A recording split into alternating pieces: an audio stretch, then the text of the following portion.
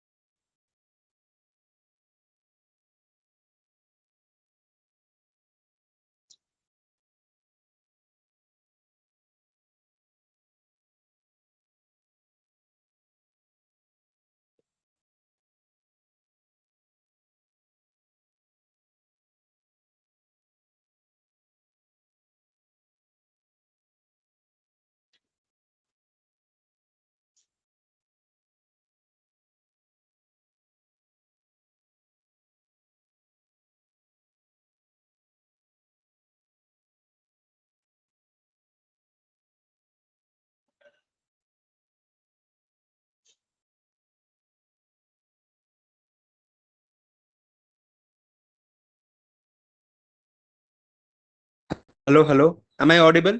Hello. Yes, sir. Yes, yes. Yes. Sorry, I was wait. I kept you waiting for last 15 minutes. Okay, I'm really sorry for that. Actually, we are trying to experiment something in the last moment, and that's why it took some time. Okay.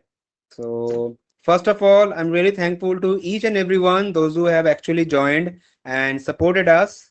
And I can guarantee you from the very beginning of this presentation that you will not be wasting a single minute of the next 2 hours and 15 minutes from this PPT, because whatever you will be watching, you will be learning a lot of new things, you will be learning a lot of different arena, you will be learning a lot of new domain in which you can actually work. You can be from a civil engineer, be from a geography background, be from a space department, be you are from a professional in data science, geospatial data science background, or any other geology background, environmental science background, any background. This course will definitely enrich you with lot of multi-dimensional thinking. So that's why it took some time for us. Actually, we thought that we will be launching this course in the last week, but because you know that a huge intensity match was there on the last week, so we thought, okay, let's enjoy the match, let's everyone enjoy the match, and that's why we postponed it. And sorry for this postponement, those who have already made their plans on that day for attending this particular webinar. I'm extremely sorry for them also, and I really apologize for that. And so for that, this 1 week we relentlessly work hard to improve our PPT, because already we have built everything, but we have increased our enhanced our PPT with all our recent research work that we were doing in last 1 or 2 weeks, so that you can get current up to date technology, everything that is going on in the current scenario as in the industry as well as in the research arena. So I will just take another 10 to 15 minutes time to let's see how many people more joins, and then we will start. Please be patient. We will provide you something that you have never experienced in any webinar anywhere in the world before.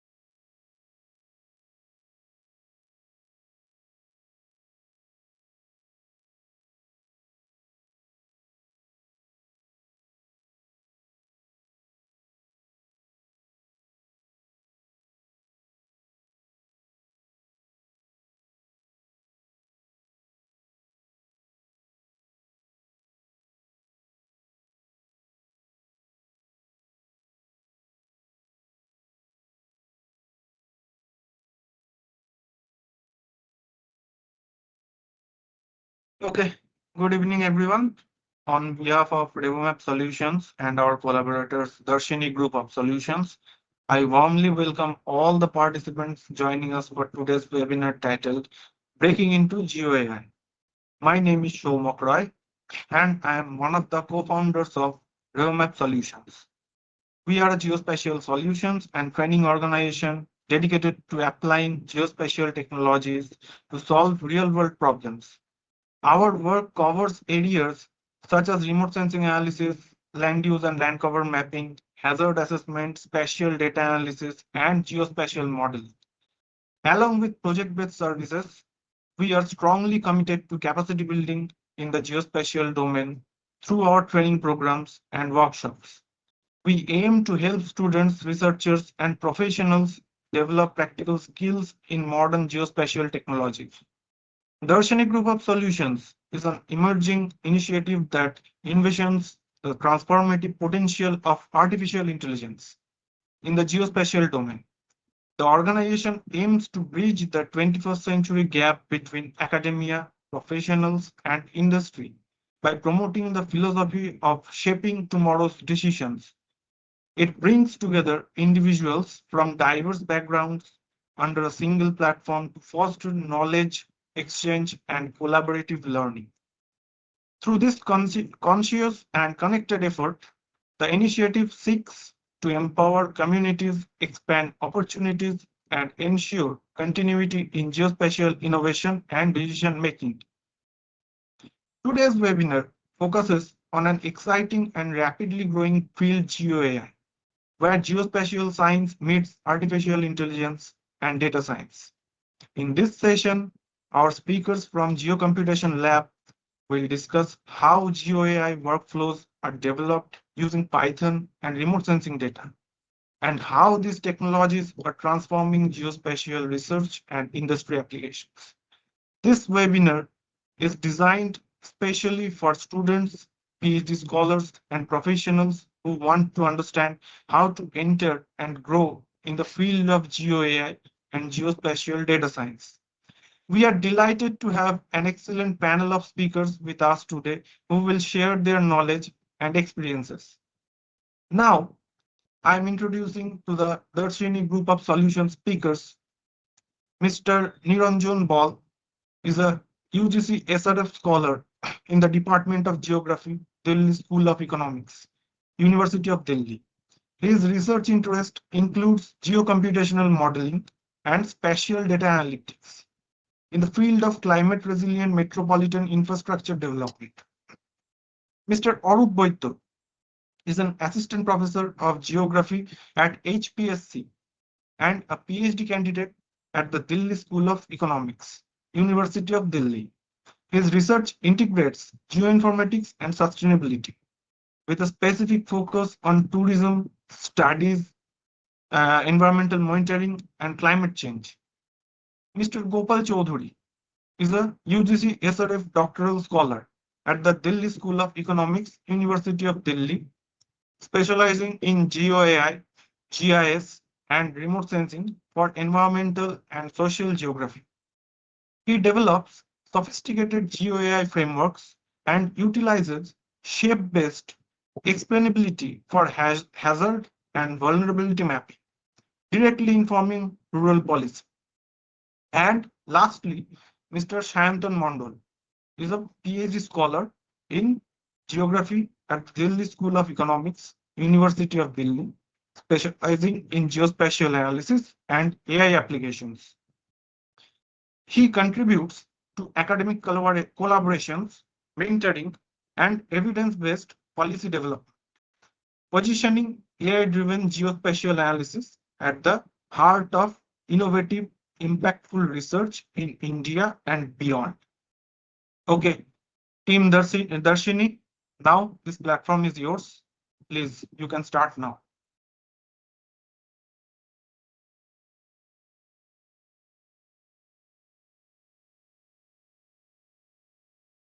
Hi everyone. The first question is, am I audible, clear and loud? If yes, please tell. Yes, sir. Yes, you're Yes? audible. Yes. Okay. Thank you. Okay, so my name is Shayantan, and he has already given introduction. So I just don't want to waste a single minute here talking about me. So let's start on actually what we are doing. So, acha, so I need to share the screen. Just wait for 1 minute. Okay. So is the screen sharing properly? Yes, sir. Visible. Yes, sir. Yes, Visible? sir. This is Okay. visible. So okay. So let's start with this. That we are talking about this GeoAI. So it was before 2020. There was not a single term was there GeoAI. It came with the introduction of the Sam Altman when they came with the GPTs. Okay, very few institutions, those who are working with the ML models, they are actually use the terms artificial intelligence lot before. But in terms of geography and in terms of any geospatial analysis, GeoAI was not there. So in this presentation, I will not be going and decoding the word GeoAI actually, but I just wanted to show you. So what has happened? Okay, wait. So my screen is visible or not? Is it visible? No, sir. No, No? sir. Okay. No, sir. Okay, Let, Ghana Varshini, please, can you stop your screen sharing?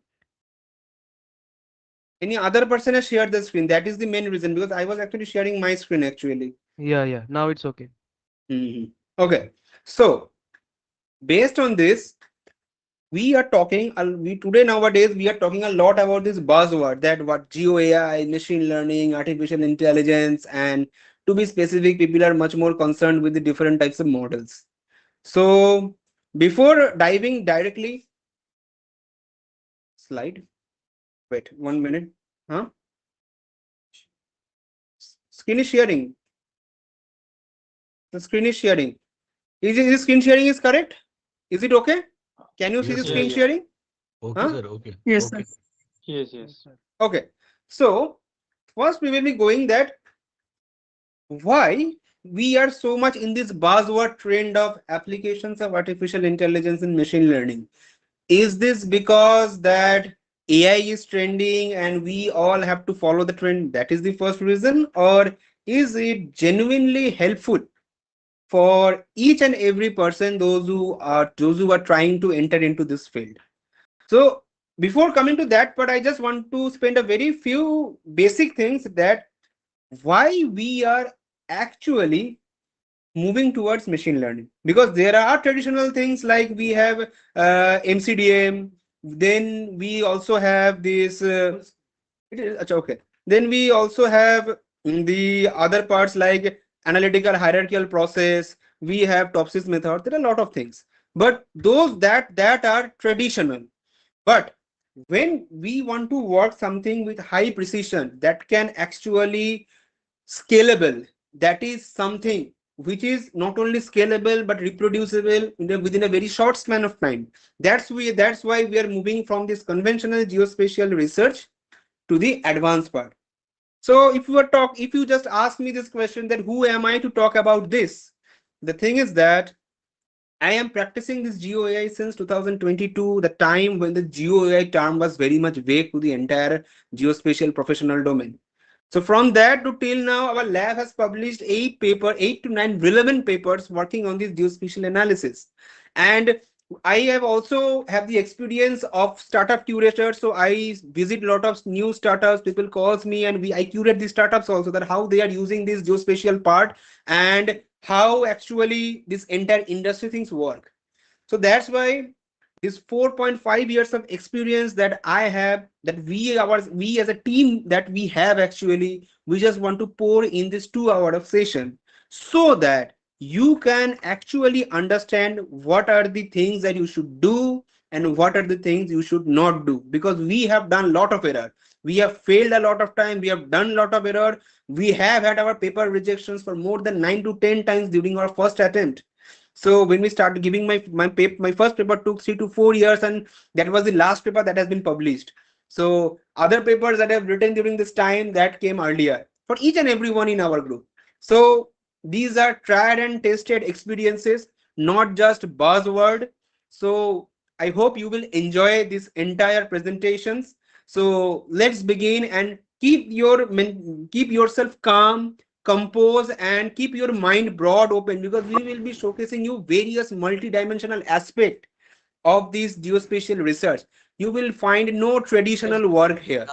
And one more thing I just want to tell you, last but not the least, that whatever we are presenting, we have done research on this. We have visited the field, we have done each and every research, and then we have come here to give the output to all of you. So basically, when we are traveling from this traditional method to modern GUI method, what we are, the main first thing that we focus is automation.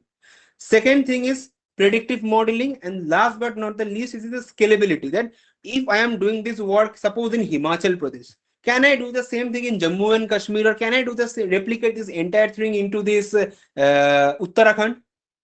If yes, then it is scalable. So this doing the same thing in different field is known, according to machine learning terminology, is known as transfer learning. So if you have pen and paper with you, please you should note these terminologies, because these terminologies are very much important, because it takes times to understand the terminologies that are associated with the machine learning and geospatial research. So basically what we are doing, how this entire research actually works. This entire research works in this way, like we have satellite imagery, we have IoT sensors. Lot of people work with the physical devices, and then we have social media feeds. Now the interesting question is, what is the social media feeds? When you tell that you are actually feeling safe in an earthquake near prone area, you are actually sending the message of your geospatial coordinate that this area is actually safe.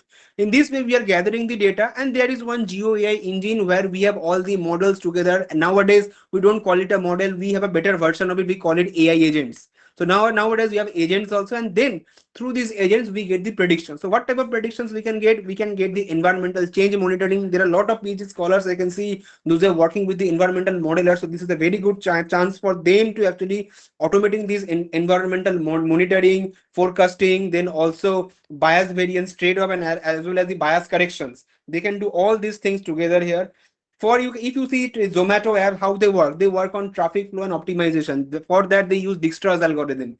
And then coming to the my field of research, that is disaster management and disaster predictions and disaster responses. So all these things are there. You need to understand that it has varied type of multi-dimensional utility. Now, if we come to the trend of the paper publications, that we can see that from 2016, it has taken a giant leap, because I was using my metadata that when I was started my research. So till 2023, you can see there is a huge exponential growth, and there is a projection also that 2024-25, the growth has also increased. So these things are not buzzword, people are actually working on it.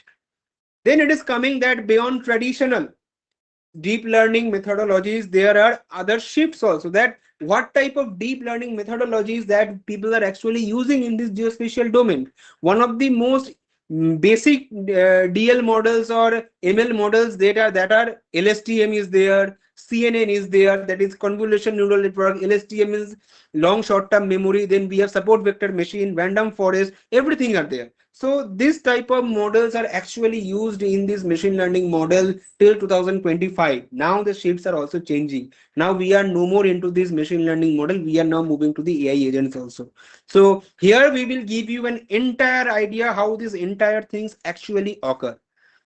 So you can see there are these type of words like landscape susceptibility, flood forecasting, groundwater potential, hyperspectral image classification. All things are now using artificial intelligence to actually predict, and their accuracy are much higher than other traditional model. So this is that from topography to topography, there is an epistemic shift actually, that how this entire market is shifting, because geospatial technology has shifted very fast paced along with the AI technologies.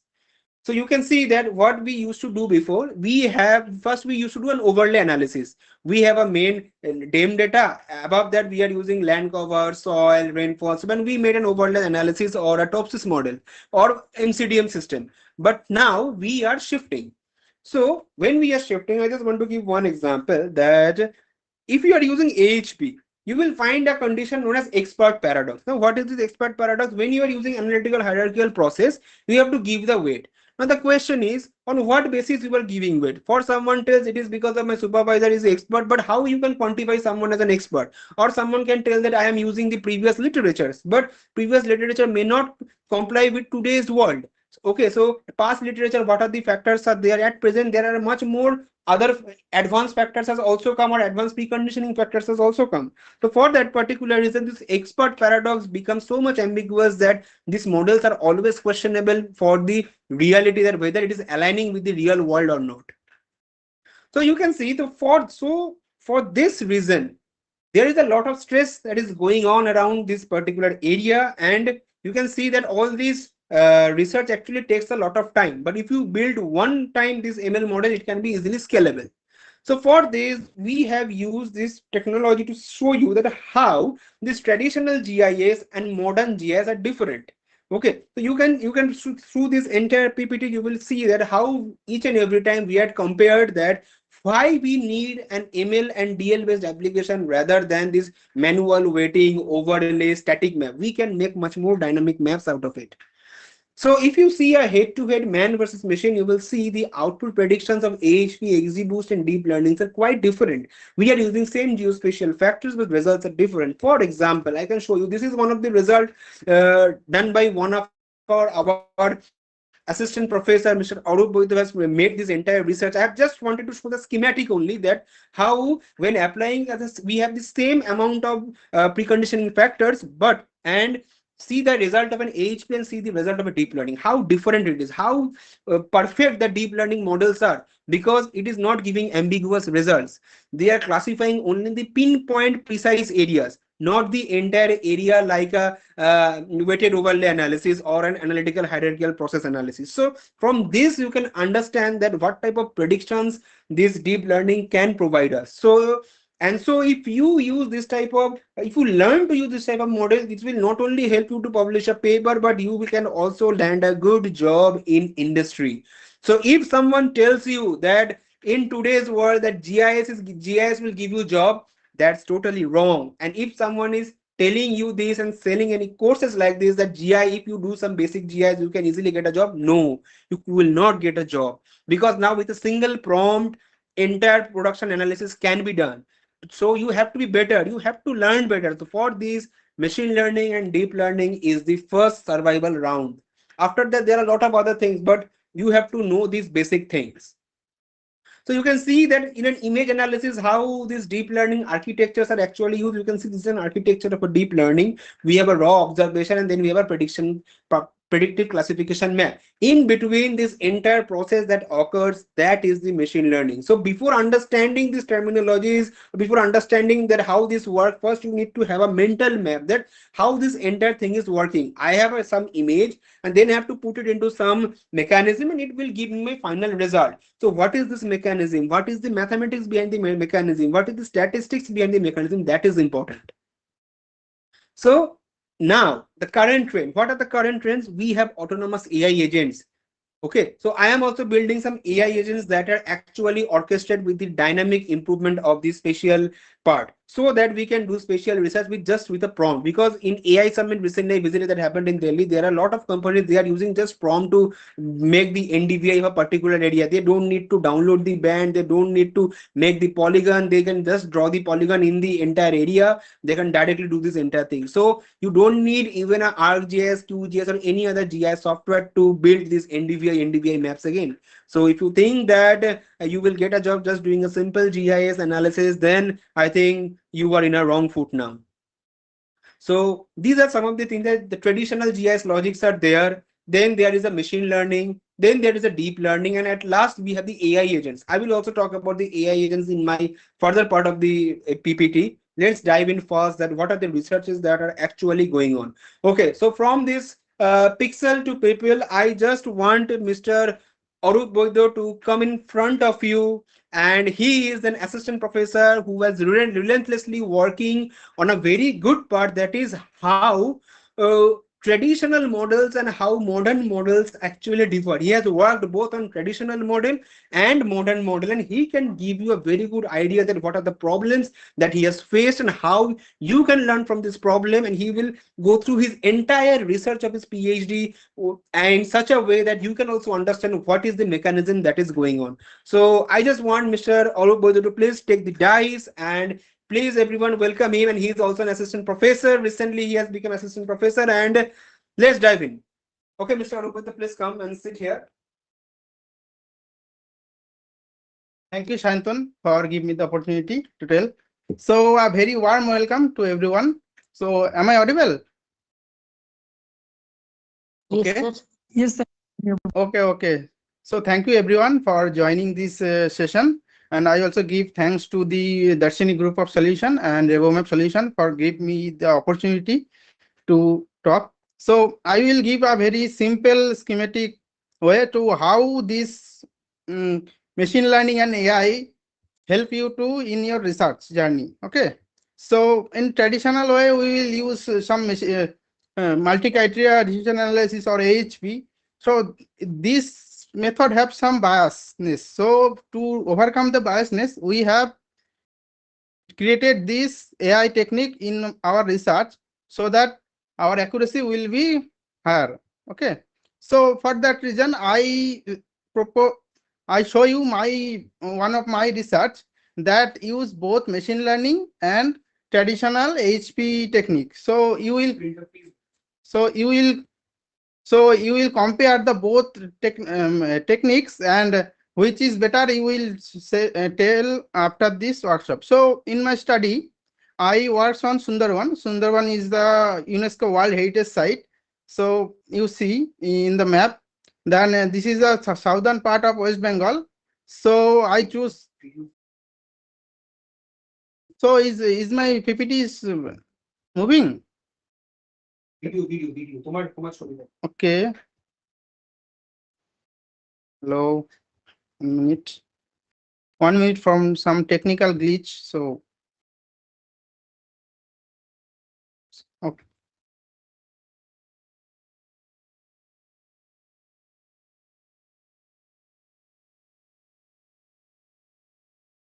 Full screen.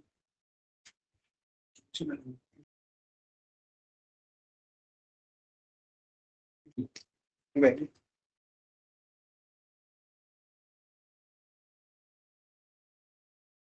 Okay. So this is the study area. This is the Sundarban UNESCO World Heritage Site. So for my study, I choose this region because this is the very suitable site for ecotourism. Okay.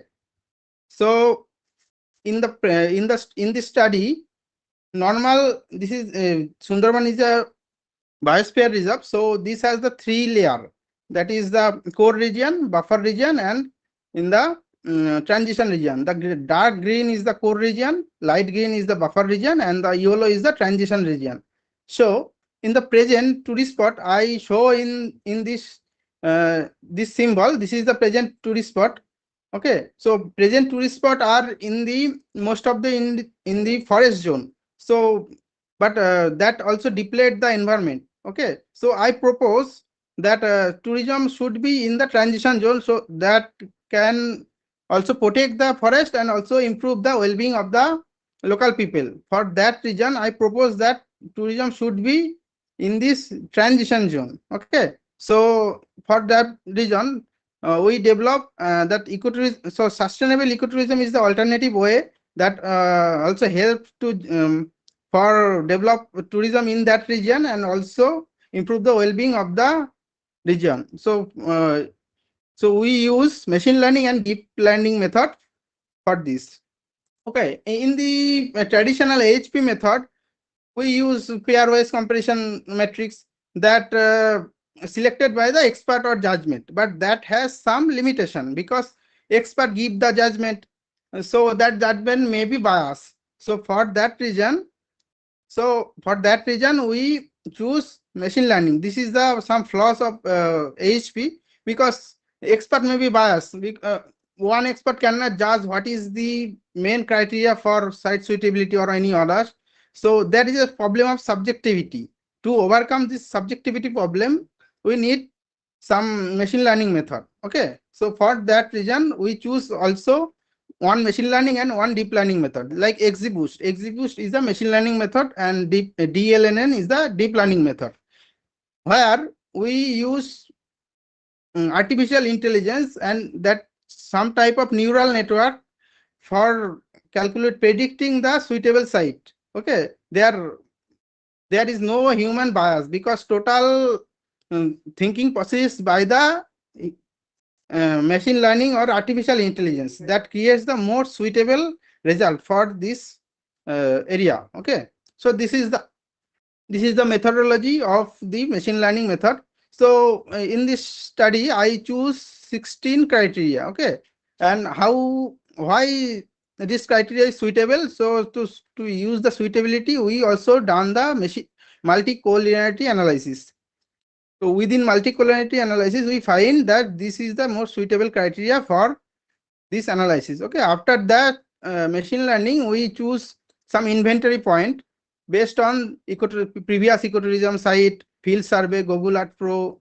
So by this we choose the inventory point. This is the base. Inventory is the base for machine learning algorithm. So after choose the inventory, we train the model, because machine learning we have to give some training points based on previous literature or previous data. Based on previous data, they analyze the previous trend and they propose the future what should be. So inventory is very much essential for prediction.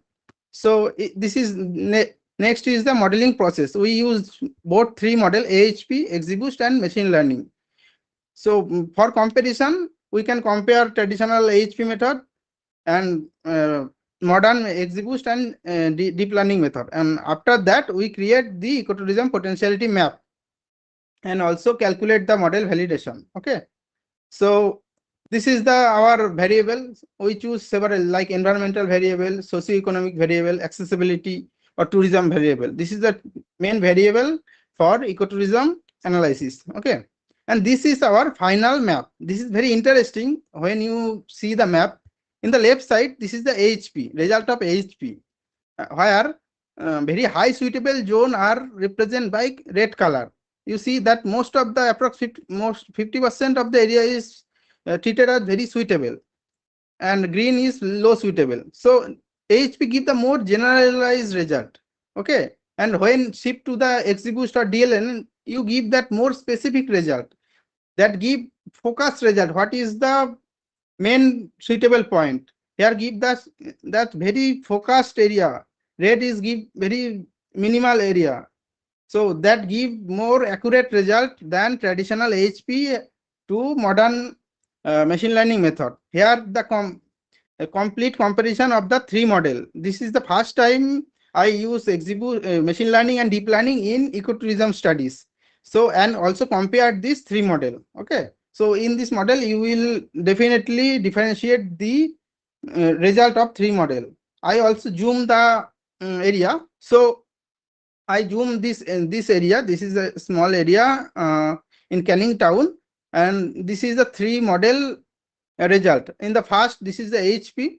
That whole area is suitable, and second is deep learning. Here you see that more how this area also differentiate into three layer, and third is DLNN. So deep learning is more accurately represent the suitability zone. So in this three comparison, you will definitely understand this precise how precise this machine learning from the traditional method. Okay, so this is the result of three method.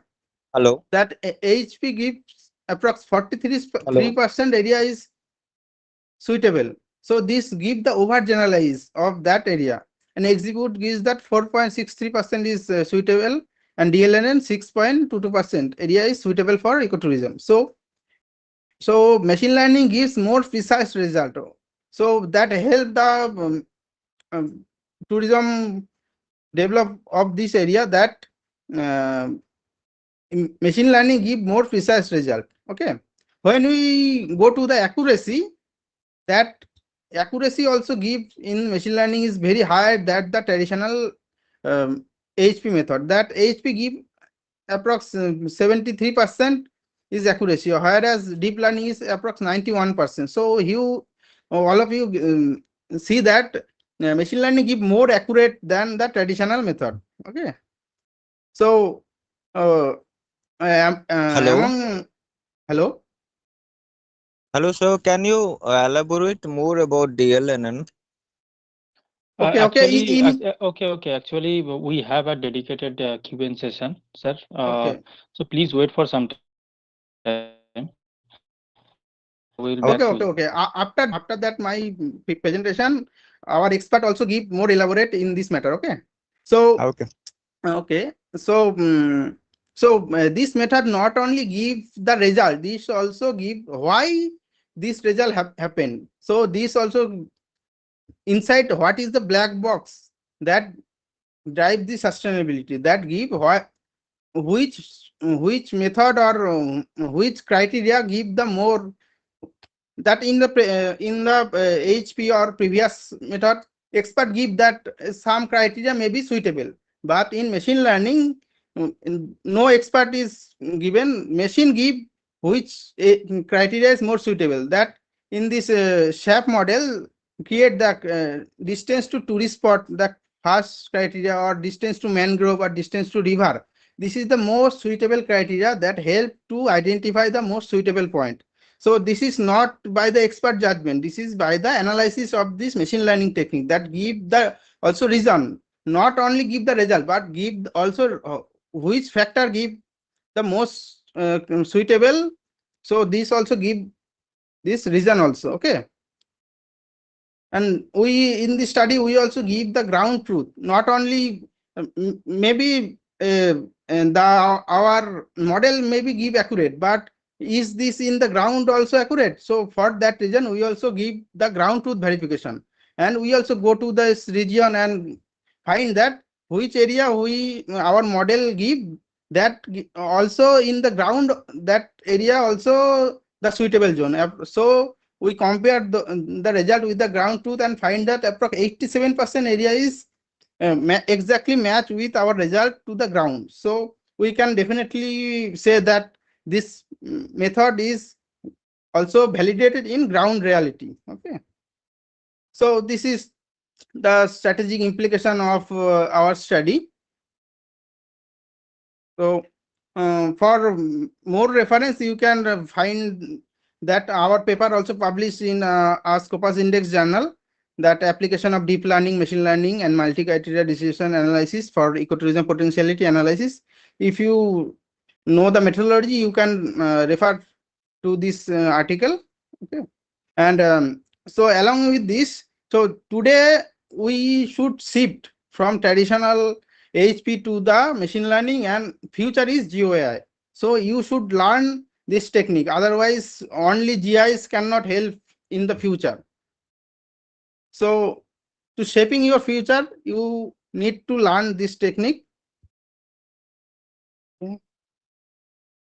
So the GeoAI is the new horizon.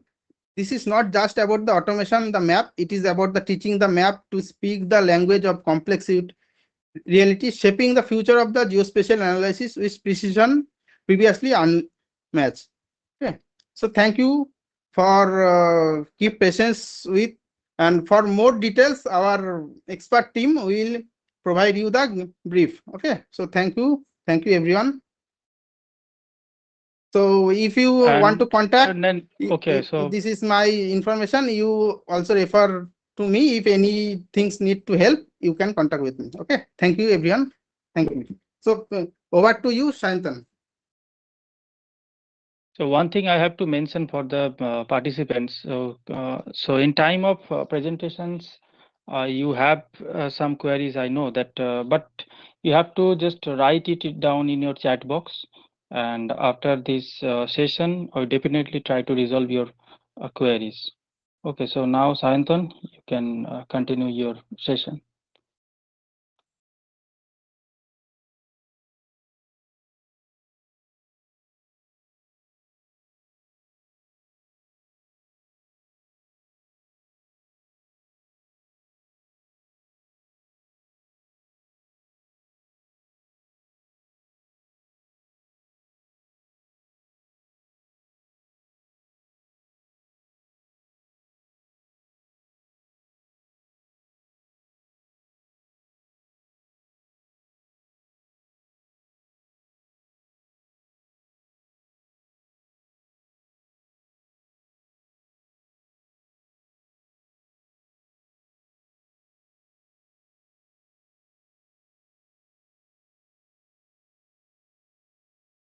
Please pardon us for certain delays. We will be starting in a minute right now.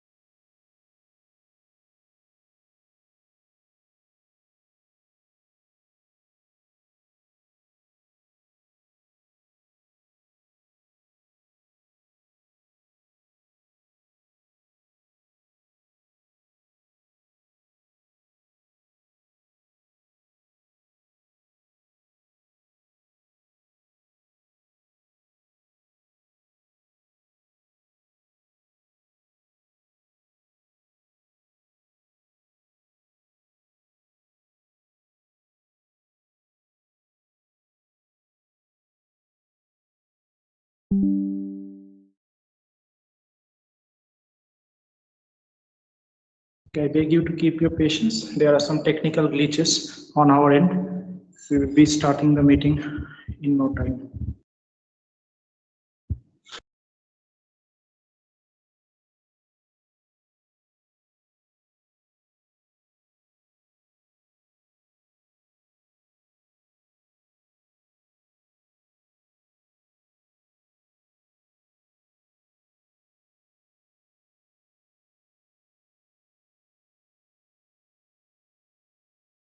Hello everyone, am I audible? Hello. Yes, you Yes, are on sir. set. Yes, sir. You are Also audible. audible. Yes, sir. Actually, Microsoft Teams has some settings that whenever any of the audio where is actually moving, Microsoft is automatically restricting it. So we have to refresh it back and have to came out and then I joined actually. This is some unfortunate things. I've never seen this before in Microsoft Teams. There might be something here is problematic. Okay. So that's why I face this error. Okay. So I am also sharing this entire window actually. Sharing this entire window. Okay. So, okay.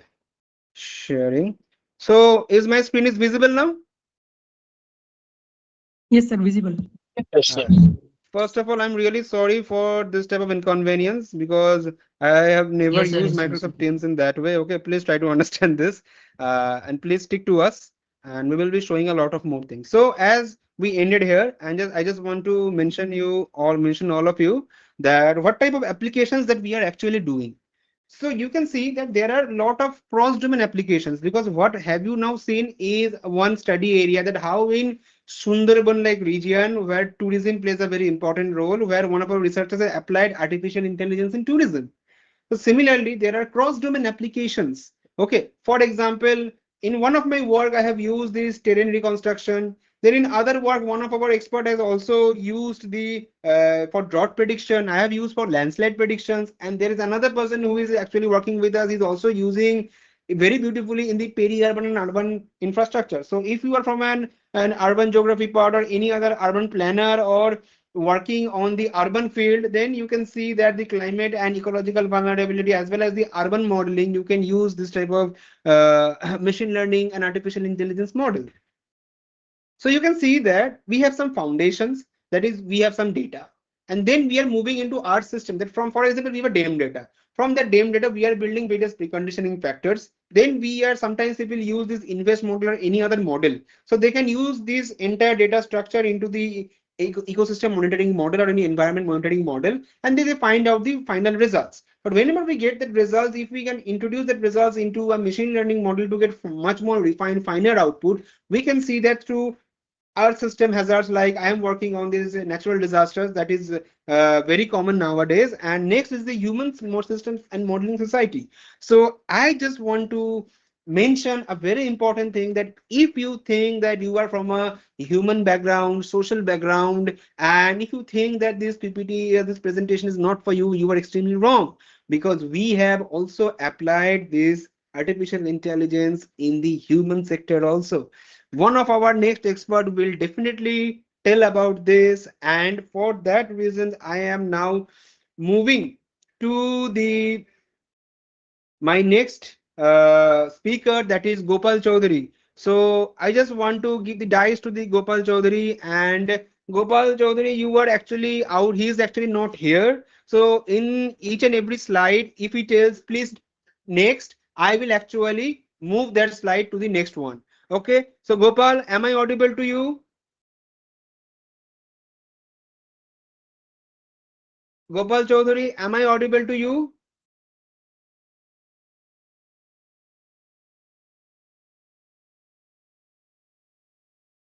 Hello, Gopal Chaudhary, am I audible to you? Can you actually hear me? Okay. So till Gopal Chaudhary come, I just want to tell you one more thing, that this presentation is something that will give you an immense potential to work on your research, because you take the ideas from this particular research. If you feel any uncomfortable thing, like you don't know this part, please you ask me. Okay, you can ask your team, because it is a Q&A session also. Okay, so in that manner we can actually help you and collaborate with you.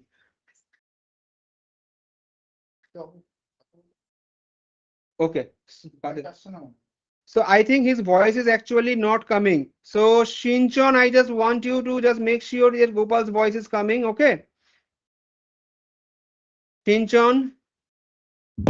Yes, I will be there. I think your voice is quite audible right now. No, no, not me. Gopal Chaudhary's voice is not coming, I think. Okay, He can't. I'll look into the matter. Okay, look into it, please.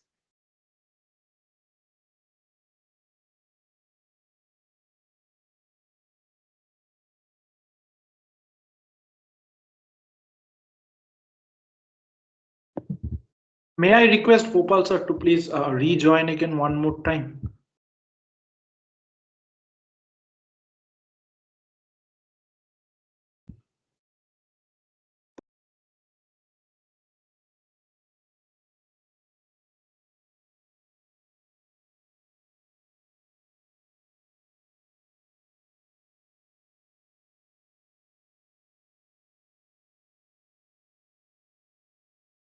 Audible?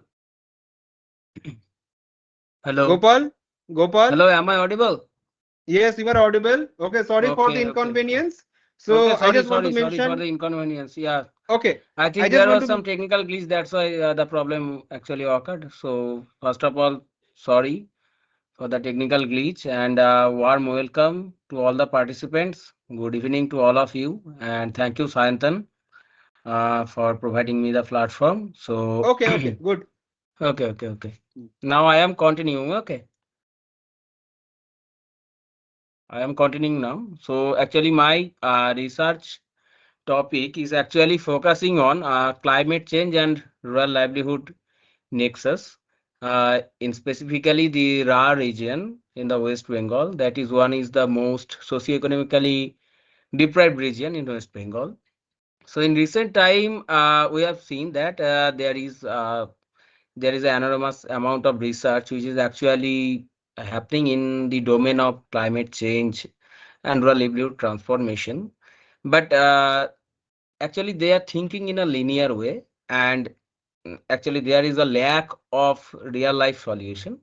So, actually, I picked up the research gap and continued my research. So, in the recent time, the climate change actually occurring, and that's why there is actually happening the different types of phenomena like droughts, erratic rainfall, heat waves, flood, and the country like the South Asian country, Southeast Asian country like India, which and Bangladesh, which are actually depending on Indian monsoon, and the particularly those people, those who are dependent solely on agriculture, they are facing problem.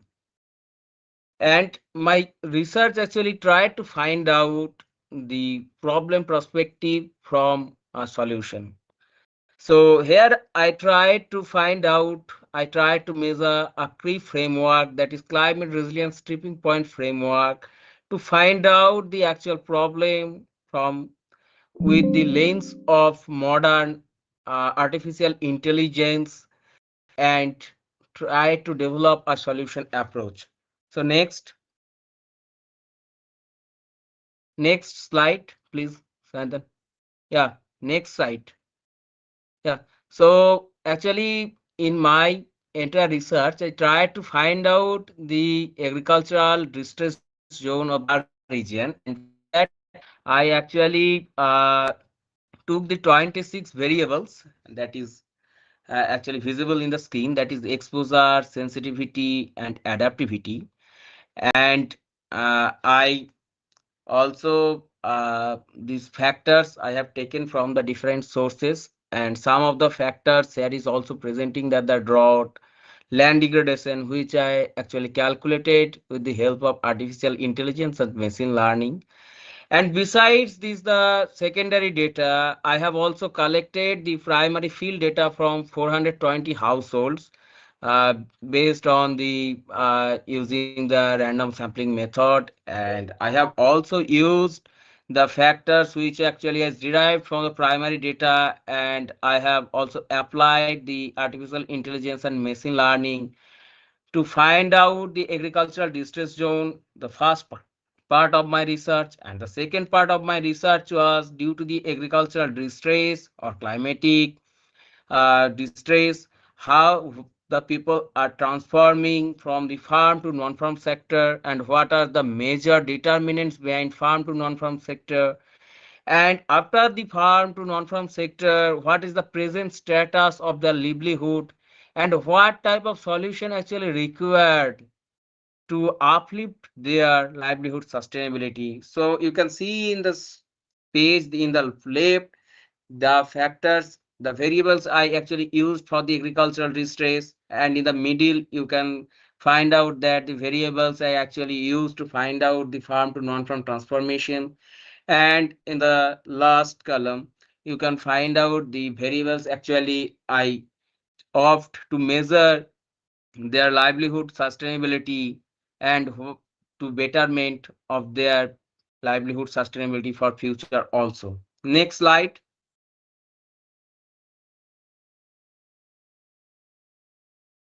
Next slide, Santan. Yeah. In this slide, you can see the entire scenario, whatever I have talking prior, how I have actually derived the agricultural distress zone using machine learning and deep learning. So here you can see the entire process. The first thing is the hyperparameter optimization, which is actually required to train the model. And after that, I have used the MLPNN, dense net neural network, one is the subset of deep learning. And I have also used the ensemble deep learning method with the amalgamation of CNN, LSTM, and DFNN. I have used the first time this type of model to predict the agricultural distress. And you can find out that there is a three maps. First is the MLPNN, second is the DLNN, and third is the ensemble deep learning map, which I actually derived from the previous factors. And after that, you can see that there is the confusion matrix, result of confusion matrix, and ROCAOC curve. You can find out that the ensemble deep learning method provides the best accuracy to find out the agricultural distress zone in the Ra region. And not only relying on the model, besides these, I have also made a rigorous field survey. You can see here there is some field photography, and I actually find out that the place actually showing in the map, which is exactly also representing the ground scenario also. And in the left you can see here the SAP diagram, which is actually showing that drought proneness is the major main determinants for the agricultural distress in the Ra region. And here you can see in the tabular form also that what is the overall agricultural distress scenario in the Ra region based on three models. And there is a district-wise comparison also of the three models. Next, Santan.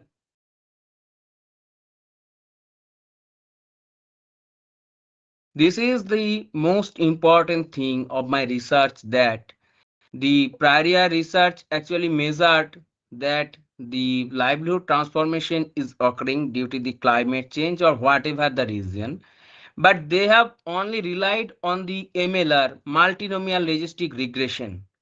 but there is a problem in multi-domain logistic regression because it thinks in a linear way. That's why we have chosen the MLR as a base model, and after that we have also considered the MLP-NN XGBoost as a machine learning model, and after that we have also make a machine learning ensemble model with the help of support vector classifier, random forest, and decision support classifier. Okay, so here you can see that the based on this model, the machine learning ensemble classifiers is showing the most optimal results,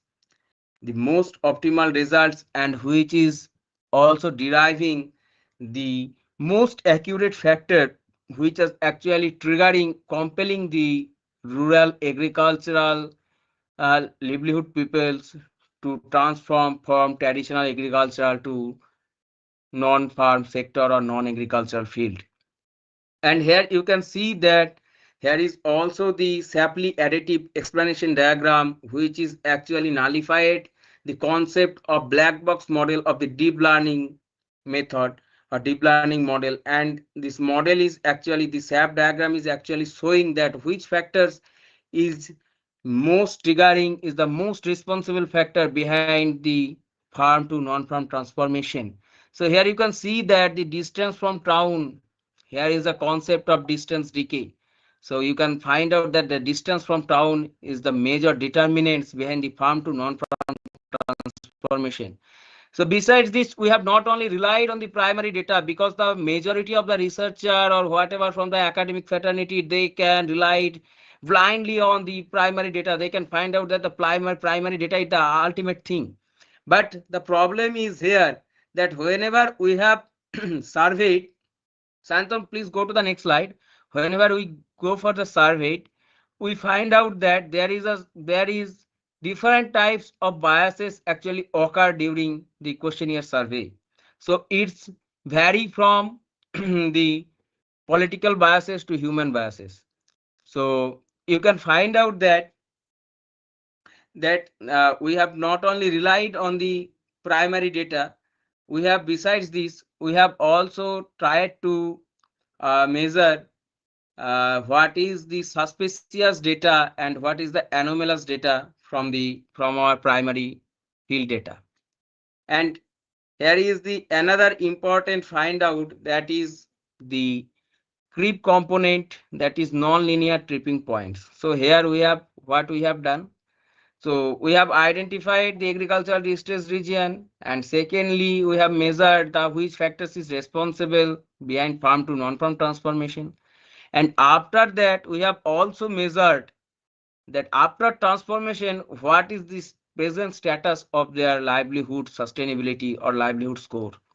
And that's why we have developed a multi-dimensional sustainability index based on their socioeconomic and their physical assets, wealth, based on these factors. And after that, we have predicted that if the present scenario exists, then what may be their future scenario of the multidimensional sustainability index. That's why we have used here the multiple models like MLPNN, XGBoost, tap transformer, etc. And after that we find out that here also we have used the Shapley additive explanation diagram, and it is showing that to sustain the livelihood, to sustain their multidimensional sustainability score, the number of earning members is required, means the employment generation is required.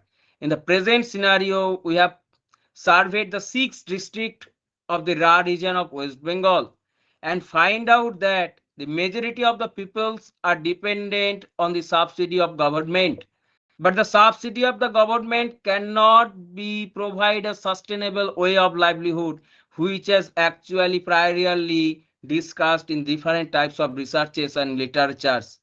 And we have exactly showing that scenario, which is reflecting in the ground also, that the employment crisis is the major factors, or employment crisis is required to sustain their livelihoods. And after that, based on the 420 data, we have also make a we also tried to find out the threshold point. Santo, please go to the next slide. We have also find out that how many of the inhabitants are below the threshold and how many are of the above the threshold. Please go click on the interactive dashboard.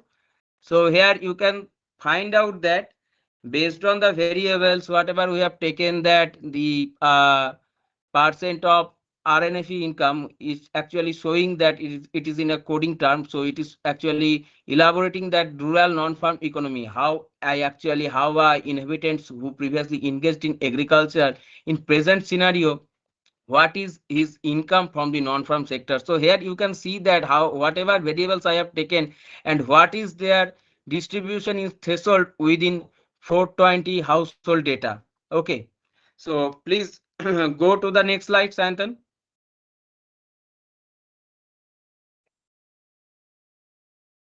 Please go to the next slide.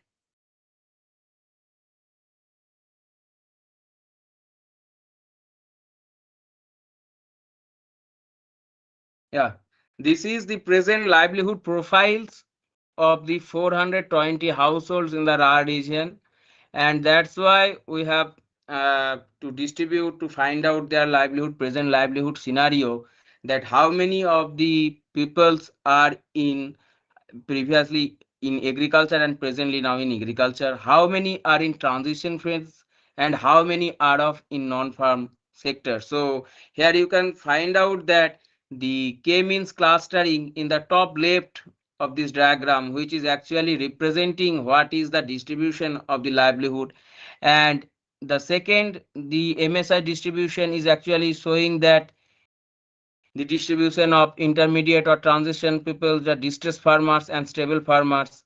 And after that, it is also a radar plot. I will go next in this part. And after that, you can find out that what is the major variables that are actually required to uplift their livelihood. And this is the uh, in the right you can find out that there is a three different types of diagram. Here you can find out that suppose you think that in a latent place, if a stable farmers, you think that he has a 10 bighas of land, but a farmers who is a small land farmers who has a small capacity of land, but he have not any access of irrigation. So if in a latent space we can provide the irrigation access to every farmers or everyone, then what may be their multidimensional sustainability score. So here you can find out in the right the uh, last diagram, from the last column, the last diagram, you can find out that what may be their MSI distribution, multidimensional sustainability Sorry to distribution after interrupt the you, irrigation. Gopala. So I Sorry think to interrupt. yeah, I think it's all from my side. Okay, so now I am uh overing to Sayantan. Okay, Thank you. thank you, thank Thank you. you, Mr. Gopal, for giving us such an insightful comment on the social aspect of the artificial intelligence. That is one of the few things that very few people has done before, because no one has used the word artificial intelligence or used any type of work like this. So if you are from the social sphere working on the upliftment of the farmers or working on the policy driven system, then you can follow him, and he is doing some tremendous work on this particular field. So due to the shortage of time, I will take not a single moment. I will be giving this dice to Mr. Nilanjan, who has done some tremendous work on the fields of urban and peri-urban space using artificial intelligence. So, Mr. Nilanjan, please take your seat and deliver the lecture.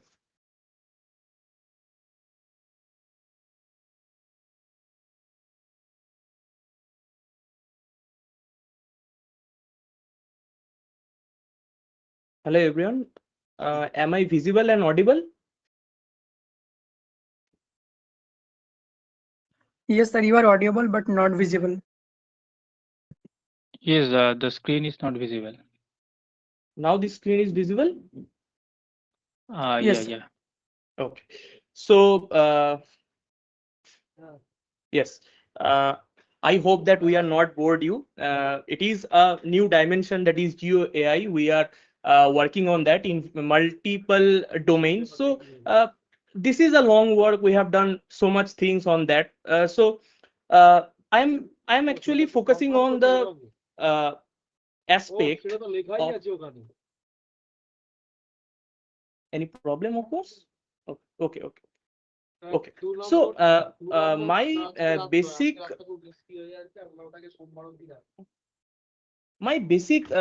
research work is going on about the how we can incorporate geo AI in any urban or peri-urban system. So when we see any urban system, we have to deal with three dimensions over there.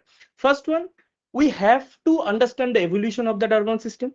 The second one, to identify the problem dynamics. What are the problems over that urban system? And the third one, how we incorporate the any planning or policy implementations framework over that area. So in my upcoming slides, uh, I have put on three cases. So the first case is the GeoAI for understanding the urban theories, that is the evolution of peri-urban landscape theory and prospects. Basically here I have given you, I have prepared some figures over there. So this is basically highlight the competition of becoming urban. That theory have been developed by us in our lab, and it is already published in Annals of American Associations of Geographer. So this framework actually utilizes the algorithms like fast ICA, then the XGBoost, then Metropolis Hastings algorithm, then GMM using expectation maximization algorithm, and this is a basic outlay of how we incorporate over that. I am not giving much time over that because we are actually giving so much time in the other slides, so I'm bit very fast. So the next thing is preparing the theoretical landscape with stochastic functionalities. So when you are dealing with the Geo AI, you are first aware of the computational thing, what we call the geocomputation. It is our mother branch, the geocomputation. So in the geocomputation theories, there is two branches. That is one, the probabilistic part, and the next one is the synthetic part. So in the probabilistic part, there is a theory that is the stochastic functionality, which actually covers the probabilistic outlay of any landscape, and it is very much important for to understand any evolution pattern of any urban systems of that. So here we have used bistable and tristable network model. It is a 3D modeling graph to understand the deterministic and stochastic trajectory of a landscape and how it is evolved over time. So this is the case 2, that is GeoAI for analyzing urban system, the evaluating the urbanization induced eco-sensitiveness. So we all know that in our fast-paced society, when any of the emerging urban system is grown, it is actually grown in simultaneously two different ways. Sorry, not two different ways. It is simultaneously growing in a way.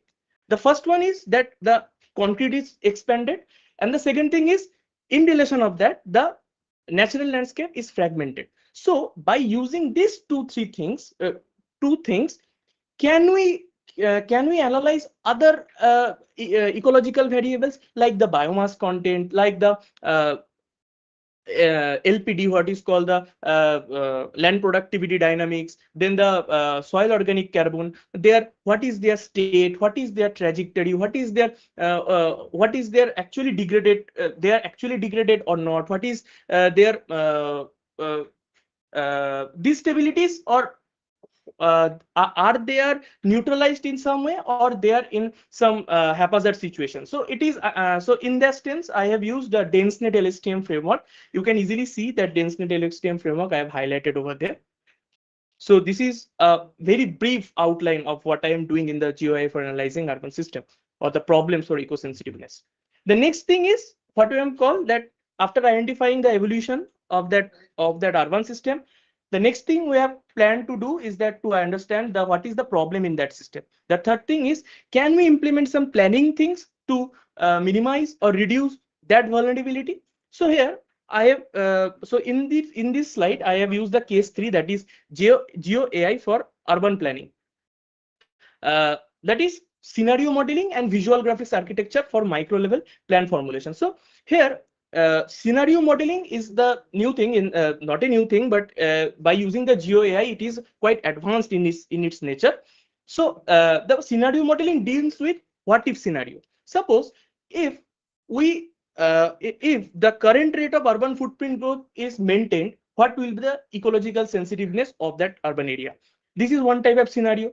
And the another scenario is that if in relation to the growing building footprint, if we incorporate some green and blue infrastructure over there, what will be the reduction factor or the improvement factor of the ecological stances? This will be this can be analyzed using the scenario modeling framework. The next thing is I can show you that the visual graphics architecture.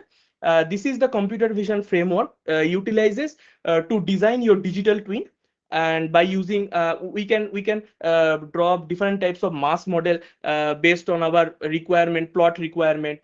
Suppose we want to design a plot based on 15% of the green space availability. So what will be its ratio to GCI, that is green capacity index, what is its index to the carpet index and all. So this is a very brief framework how we can use GeoAI for urban planning.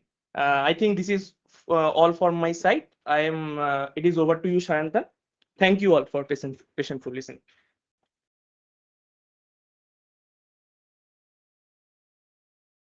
Okay.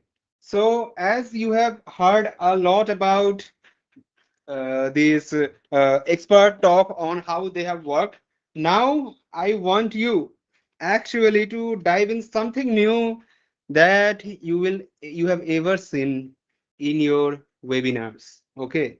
So this is one of the most interesting part. I will showcase you all of my work. That is, Acha, first thing, tell me, am I audible to you all or not? Yes, sir. Yes, Yes, sir. sir. You are audible. Yes, am I audible? And am I visible to you all or not? Not the screen, Visible. but I am also visible? Yes or no? Yes, sir. You are also visible. I am also visible and the slide is also visible? Yes, sir. Visible both. Okay. That's great. That's great because I know the value of the expressions also. So if you are watching the slides and if you're watching me together, then I think this is the best thing that you can have. Okay. That's the best thing COVID has given us. That is a online system. And so let's use it. So first thing is that I will show you a lot of things. Some published, some unpublished, some are in the manuscript. Okay. So learn from this, understand this entire phenomena, don't learn by heart, and I will just provide you these in the art of a story that what we have done and what I have actually done through this entire my PhD. So how this GeoAI actually played a very important role in our lives. So you can see that my first work is that GeoAI for landslide predictions and risk assessment in the Himalayas. This is my first topic that I have worked on, and the first thing is that I have published two papers from this arena only. So what I have done. So if you see that there are a lot of points in this particular map. This is the map of Chamoli districts of Uttarakhand, and you can see that these points are basically the landslide points. So we have some landslide points, and I've collected and I have mentioned some non-landslide points together to make the inventory, because we know that in a machine learning and artificial intelligence, we need a dependent variable or the target. So to get the target, we need to have some inventory, the things that has already happened in the past. So in academics, we see that we learn from the past, we do the work in present, and we predict the future. So we have to learn from the past. So basically, we have collected all the past landslides and we have collected this data. And you can see this is my study area. This is a beautiful map here. And this blue color is the kernel density. You will never find this type of kernel density maps in any study area actually. It actually shows that what is the density of landslides occurrences in my district. So higher the value, higher the color, actually violet color or the purple color is, higher is the density of the landslides present there. So in the study area, what I have done, this is my entire methodology. I have the way other people has also built these preconditioning factors. I have built the preconditioning factors. Along with the building preconditioning factors, what I have done, I have used three different models and I got a three different results. But the thing is that what difference I have made that made this paper actually published in a very good journal of scientific reports. So the thing that I have done here is actually we know that suppose someone working in dense net neural network model, someone working is multi-layer perceptron, and someone working in XGBoost. Each and every model has their own advantages and disadvantages. So why not use the advantages of these models? So what I have done, I have used a simple class 11 and 12 mathematical concept, a set theory, having intersection maps and union maps. That's an overlapping maps actually. So if the high and very high positions or very high predictions of the three different maps are overlapped together, what is the common point? So common point shows the intersection map. You can see it is here. This is this intersection map, and this particular map shows the smallest area with the highest risk of occurrence of landslides. And based on this intersection map only, I actually visited the ground and I have done my field survey there. So how I have done, what I have done, I will show you in the next part. So these are my, I told you that this is my susceptibility maps, and from the susceptibility maps you can see that this is the most accurate map, and I have visited in this particular area. And so visiting in this particular area, I will be doing few things. Number one, that is I will be first showing you that how we have showcased this entire research. See, whatever the predictions I have got, many of this prediction has shown some of the real landslides. So this result actually not only stays in the paper, but it is actually implemented on the ground. I have visited this particular area. You can see that is a Google GPS map camera photos, and along with the Google Earth pictures to identify the locations where these particular landslides have occurred based on our prediction map. So now we have done this union and intersection map, and from this what we got a combined map. So these two combined maps are very important, but we will much more focus on this intersection combined map because I have visited some of the places based on this area. Okay, so after visiting these particular places, I found that one thing that whenever in 2023 I visited this place, I want to show you some real proof of what has actually happened in this area. So the first thing, the first real proof is that I visited this place in 2023, and you can see that I have marked this area in through our union map, that this part intersection map, that this part it will have a very high landslide area. This is a Patalganga landslide area because in 2024 a huge landslide occurred in that particular area only. So this actually spatially validated my model. So after that, you can see this is the map. If you see in a great details, you will understand. In 2023, I visited this map. I've taken this picture by my own camera, and these are the photos that have been taken in 2024. Photos have been taken by the news channel and some of the locals, and and one of my locals provided me these images, and I have done this calculation that whether this spatial ensemble is actually working or not. So, so to understand this susceptibility, there are some of the blind spots. Okay. So blind spot is a susceptibility is the only thing that we need. No, we need some risk assessment also. So based on this above map, this entire combined map, I actually visited some of the places in the district, Chamole district, and I found something new. So I visited the Joshimath region. So this is the Joshimath region, and in this map you can see that this is a fresh new landslide that has occurred in this particular area. So what is happening? This is a fresh new landslide, and this landslide will be a recurring landslide because in the next rainfall time or next monsoon time, this landslide will rapidly increase. So we have to understand that if this is this is the actually in geological term we call it a landslide crown. So through this map, we actually identified this landslide crown, which is also falling in a very high zonation of my model. And we have to understand that how many buildings which are below these areas are actually vulnerable. So what I have done, I have used a segment geospatial model. This is an AI based building footprint detection because there are so much buildings. If we started to do a digitization, then will be a lot of problem. I talked with the Quiseng Hu, the person who has actually made this segment geospatial model popular, and he was probably the first person who has actually used this term quite frequent, that is GeoAI. So I talked with him, he has given a repository, I worked with the repository, I experimented that, and I finally found he has managed to segment these entire building footprints. After that, you can see that this is the way that we actually detect through the SAM model. So there are this much of buildings, and if we need to detect this building through vision learning mechanism, this is the system. So there are a lot of machine. If you ask me, there any other machine learning models are there that actually works on this particular field or not, then I will tell there are a lot. There the YOLO V9 models are there, and we have used a simple segment anything model. After that, you can see that this is actually a socio-spatial vulnerability architecture. So started from the susceptibility maps and coming and arriving at a building level precision is a long journey. So we are not only blindly sitting in a place like an armchair geographer and doing the detection, we are visiting the fields and we are actually doing some real impact. And whenever we got the result, we actually validate this result with the seismic activities, and we found that there are a lot of buildings in these red colored buildings actually got a crack because of seismic activity present in this area also.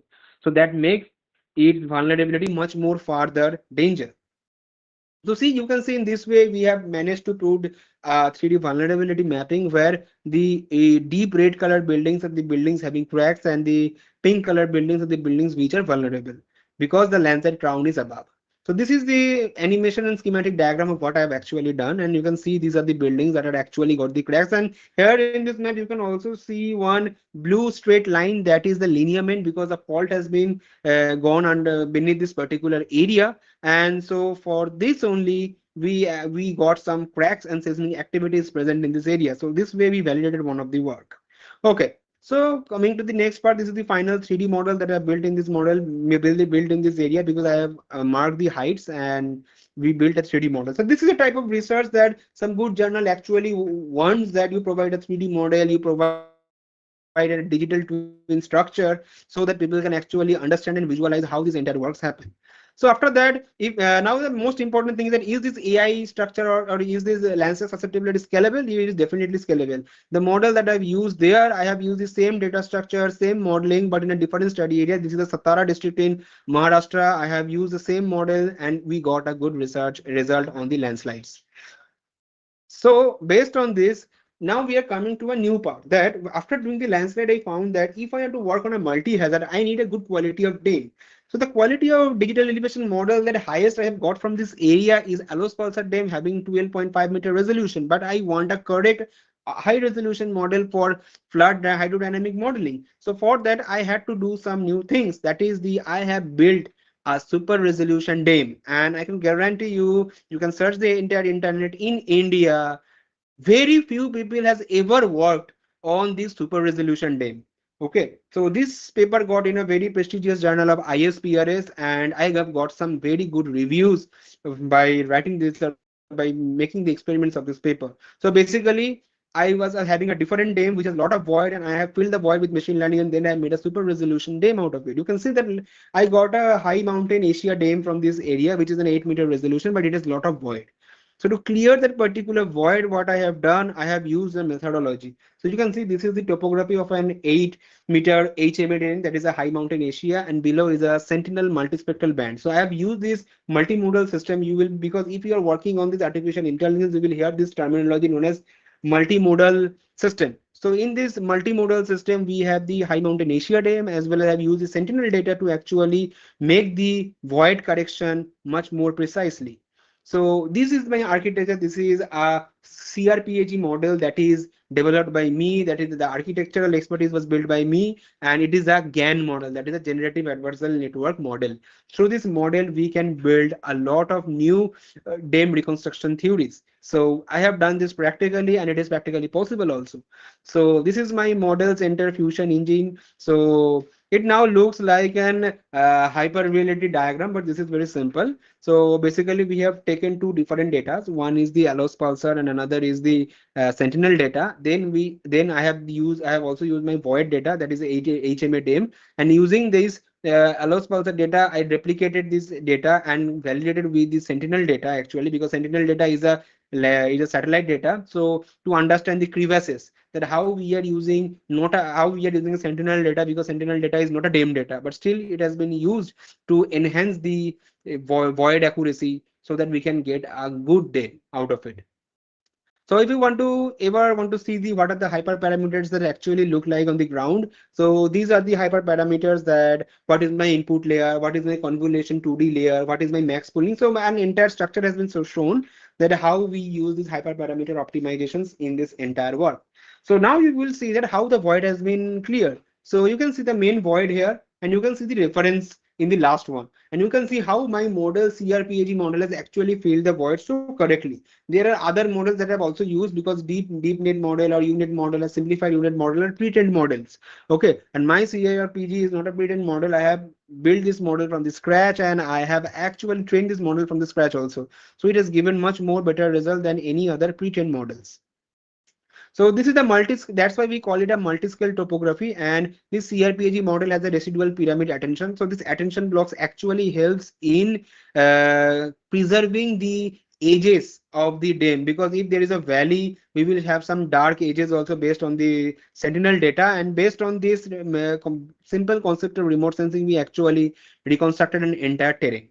So you can also see that what are the other functions that I've used. I am not going into details at what functions I have used in this entire model, but you just see the difference between what unit is actually producing and what CARPG is actually producing. Our data has given much higher resolution, and higher than unit.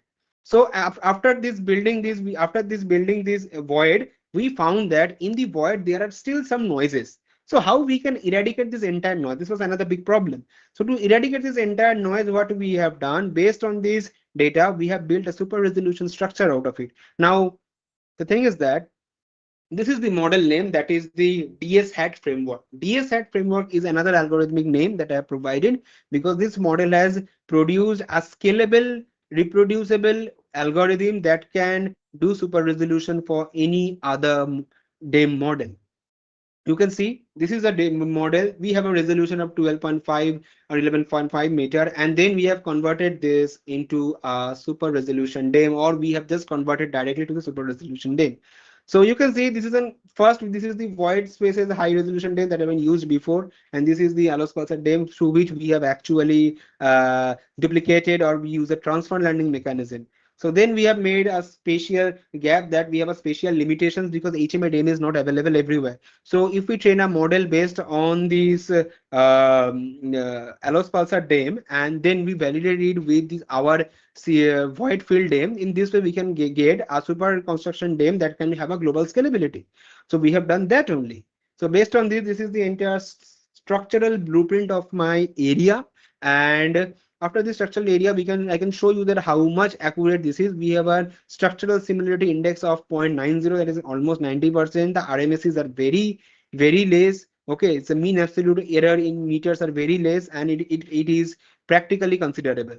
So based on that, you can see that we have also done some stereo corrections. Those who are from the remote sensing background, they will know what a stereo correction is. And we have managed to do everything in this particular area. And you can see how sentinel data is actually added with in the patches, and you can see how the sentinel data plays an important role from this area. So you can see the DAM with the void, the sentinel patch, and how the target DAM is actually looking after the filling of the voids. So in this way, we have used one gradient loss attention mechanism, that is a physics of a training optimization. It actually helped us to smoothen the graph, because if you see the graph, there are a lot of irregularities. It has actually smoothened the graph and make our DAM much more precise. So based on this, we have made some validation and we got some good results out of it. And you can now see the original DAM, that is 12.5 meter, if zoomed, and this is my DS hat final output that you can see, and I can also show you my real result. This is the real result, that how my DAM actually looks like. So I got this result through this entire process. It's a one of my tough research I've ever done, very complex, and first time I was doing, and no one was there to actually help me. So I have learned a lot of things about the generative adversarial network from this model, that how we can do a terrain reconstructions out of it. So you can see that how our model, the DSI mechanism, is actually smoothing these entire noises. So see how AI is actually helping. We don't have the data, but we are creating data using this artificial intelligence. That is the most important thing that each and everyone should learn out of it. Apart from that, we can show that how this learning system is also is like a transfer learning. We have a regional constant, we have a DSI solution, and based on this DSI solution, we are doing the error propagation. So after that, we will be now moving to some another set of problem that I faced. So now I have built a dam. So this dam will be used for the flood. But the thing is that my study area is Alakananda river basin. So this Alakananda is a part of a Ganga, and we know that CWC, actually Central Water Commission, actually don't provide the discharge data of the Ganga because it's a transboundary river. So based on this, what we have done, so you can answer, so how if I don't get discharge data, how then I have managed to find the flood of this particular area? So I have again used artificial intelligence because I got one data in a different region. So first what I have done downloaded the 10, 12 years of ERA 5 reanalysis data. And I have also a scalable parameters for this particular data, that how to build it in my, if you go to my GitHub, you will find a NASA image data entire pipeline. You can download and use it in your study area also. So from that, now luckily I have got some good data because of some connections. I got some good data from the Bajora bridge in the Mandi district of Himachal Pradesh. So my study area was Chamoli, that is in the Uttarakhand, and I got another data that is in a different state, but both has the same Himalayan terrain. So I thought, why not we do a transfer learning mechanism?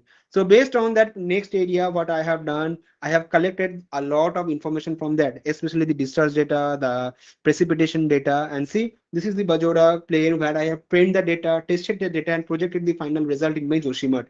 In this way, if I don't even have the data of the Joshimat region also, I can still use an AI machine learning to create the area of Joshimat data, which is practically more accurate than a physics-based runoff system, runoff modeling. So I visited this Bajora place, got collected the data, I trained the model, built the model, and trained the model, and then I transferred this entire learning into this Joshimat region. I got the discharge of this area also. So we have used the raw rainfall data, and there are other 8 dynamic factors, like we have used CN proxy, and we have built some discharge data out of it. So the model name was CN, CNN LSTM architecture. Now, why this model? CN is a curved number based model. This is a physics based model. CNN is a convolution neural network, and LSTM is a long short term memory. So CNN, what actually does? It actually works with this entire spatial part, like the preconditioning factor, and LSTM deals with the entire climate, that is the entire precipitation data for the last 5 to 10 years. So in this way, and CN model is for validation. So in this way, we have used a CN, CNN, and LSTM model, and we have built this entire system so that we can do a transfer learning.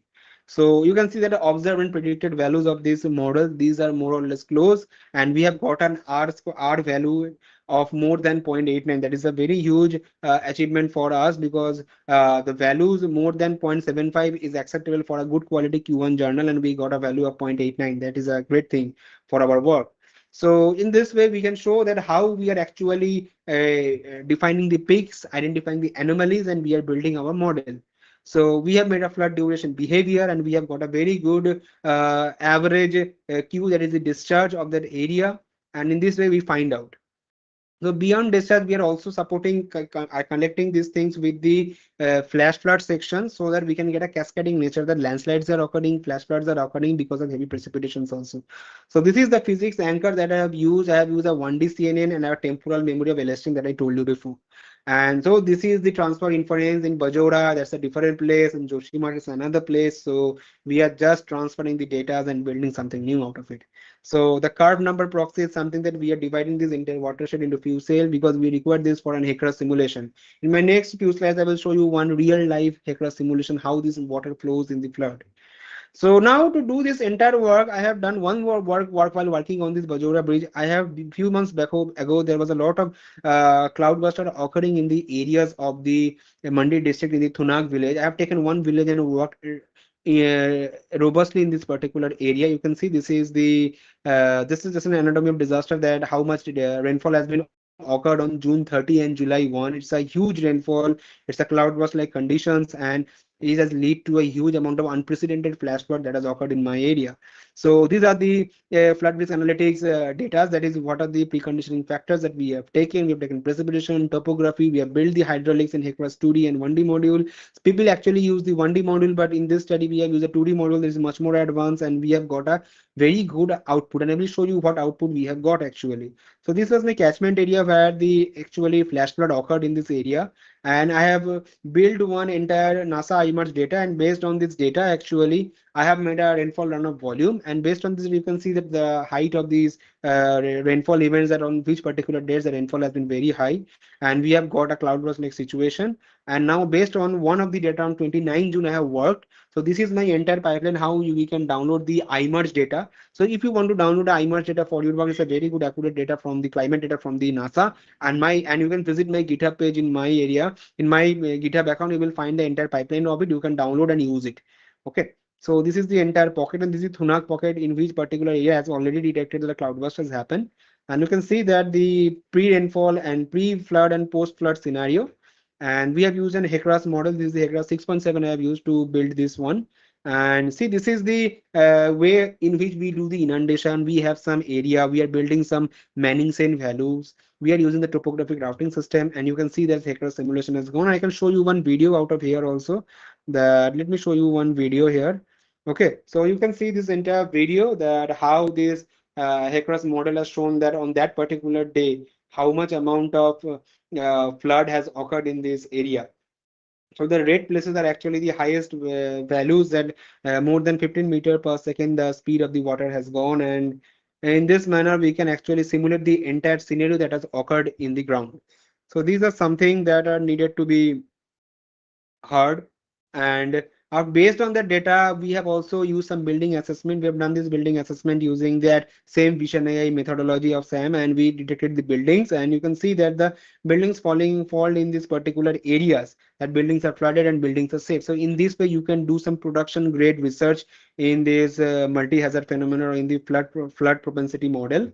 And see, these are some micro scale impacts. So you are using remote sensing nowadays for a micro scale impact. That's a big thing. Before, people used to tell that remote sensing is for the big people, for the not for a big people, but for the big area classification. But for a micro area classification, we need this type of act. So after that, this is the diagnostic of what actually damage, and because of the human encroachment, we have found some of the results out of it. You can see the ground truth. I will show you the photos also, that in this way the buildings have been damaged. It's an AI generated image, but these are the ground scenarios that has actually occurred in this particular area.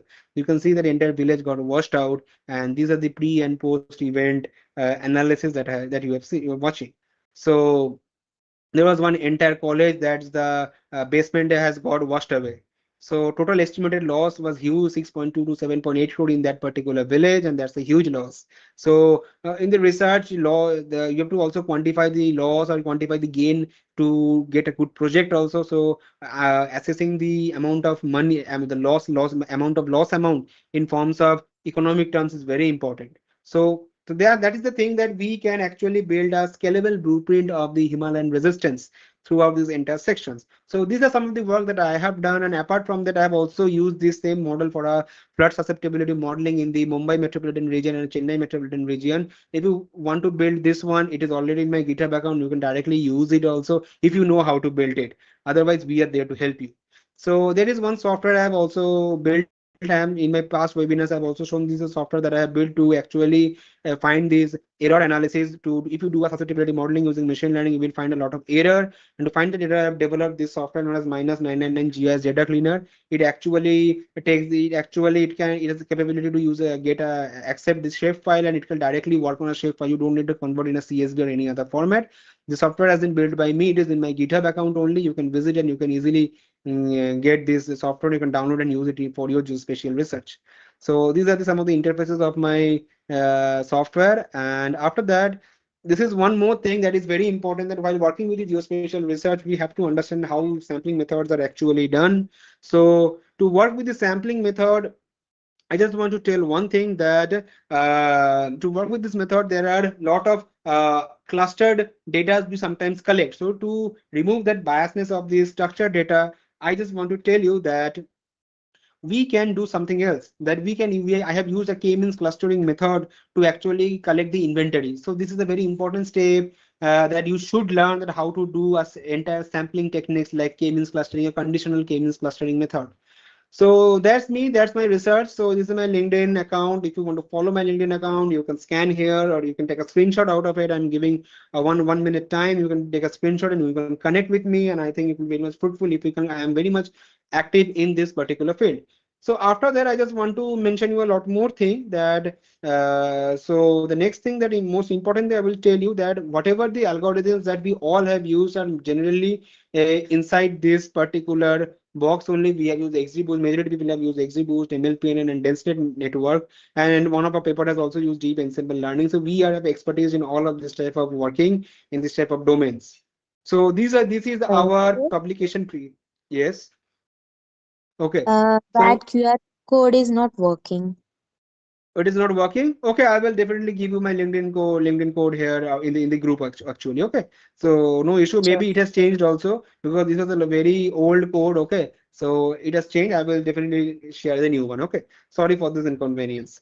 So this is our journey of this entire PhD that our lab, geocomputation lab, and our Darshini Group of Solutions is actually able to made. We have eight publications altogether, and one more is coming in within 1 or 2 months. So in this way we are actually working, and the first paper was the ISRS paper. That is the first paper that when we started working, and this was the last paper that is published. So it took a lot of time of more than 2 to 3 years to get published, but we have learned a lot of things through this entire research. You can see all these research are from different domain. It is not like that we have learned one thing and use it in every other aspect. We have done different works.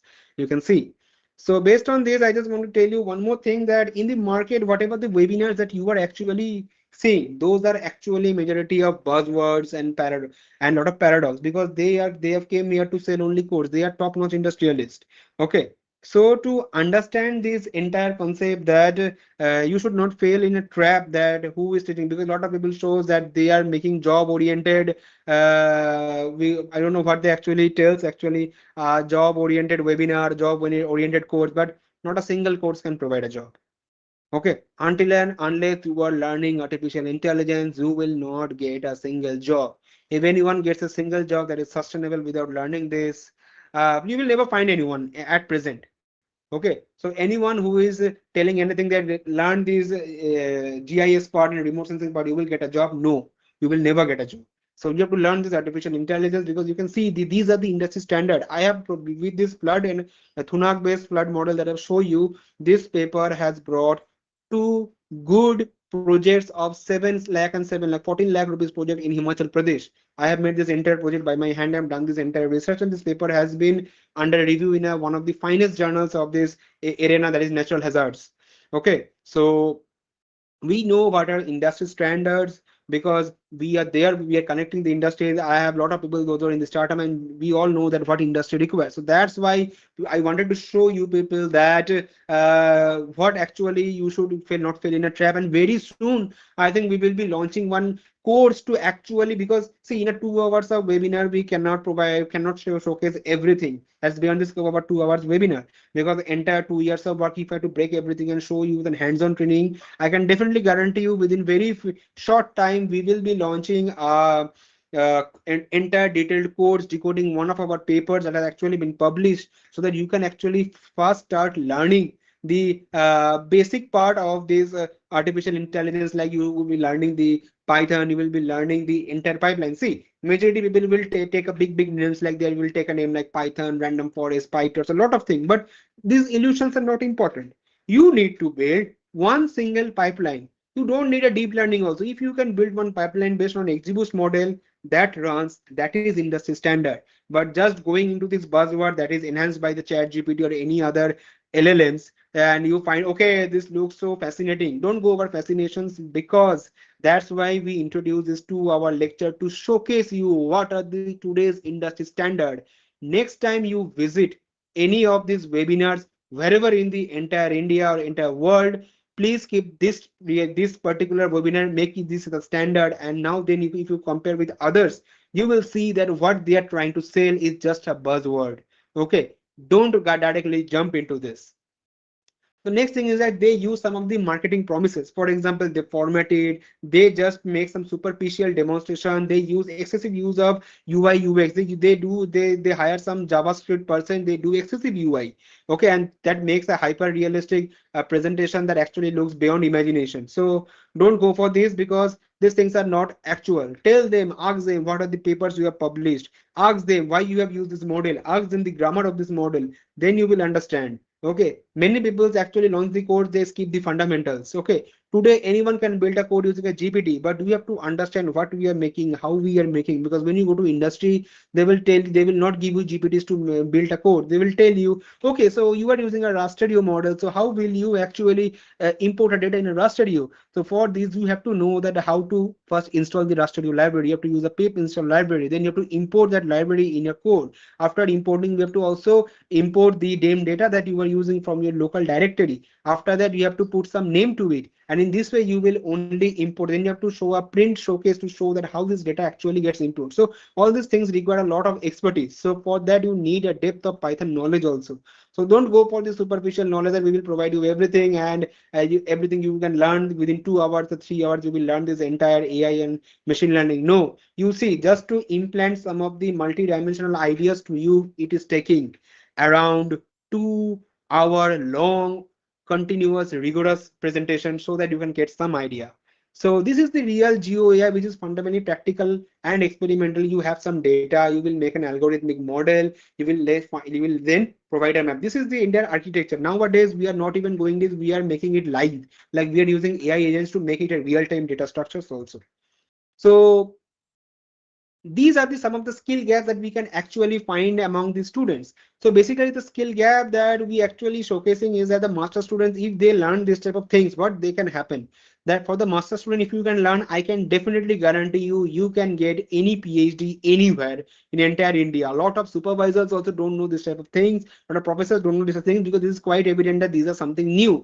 And as we are the students now, we are the scholars now, and we are the professionals, it's high time for us to actually work on this type of work so that we can build a better sustainable GIS futures for our studies. Okay, for PhD scholars, if you learn this, then publications will be easy and you can actually differentiate yourselves from the others when in terms of webinars, in terms of academic meets, and in terms of any other conferences. And for the GIS professionals, if you want to uplift your living standards, if you want to uplift your promotion, then please learn this. This is something game changer for you, because you're already in the industry, you know what is required, and if you learn this time, and this is some of the most fascinating thing that you can do now to uplift your living standards.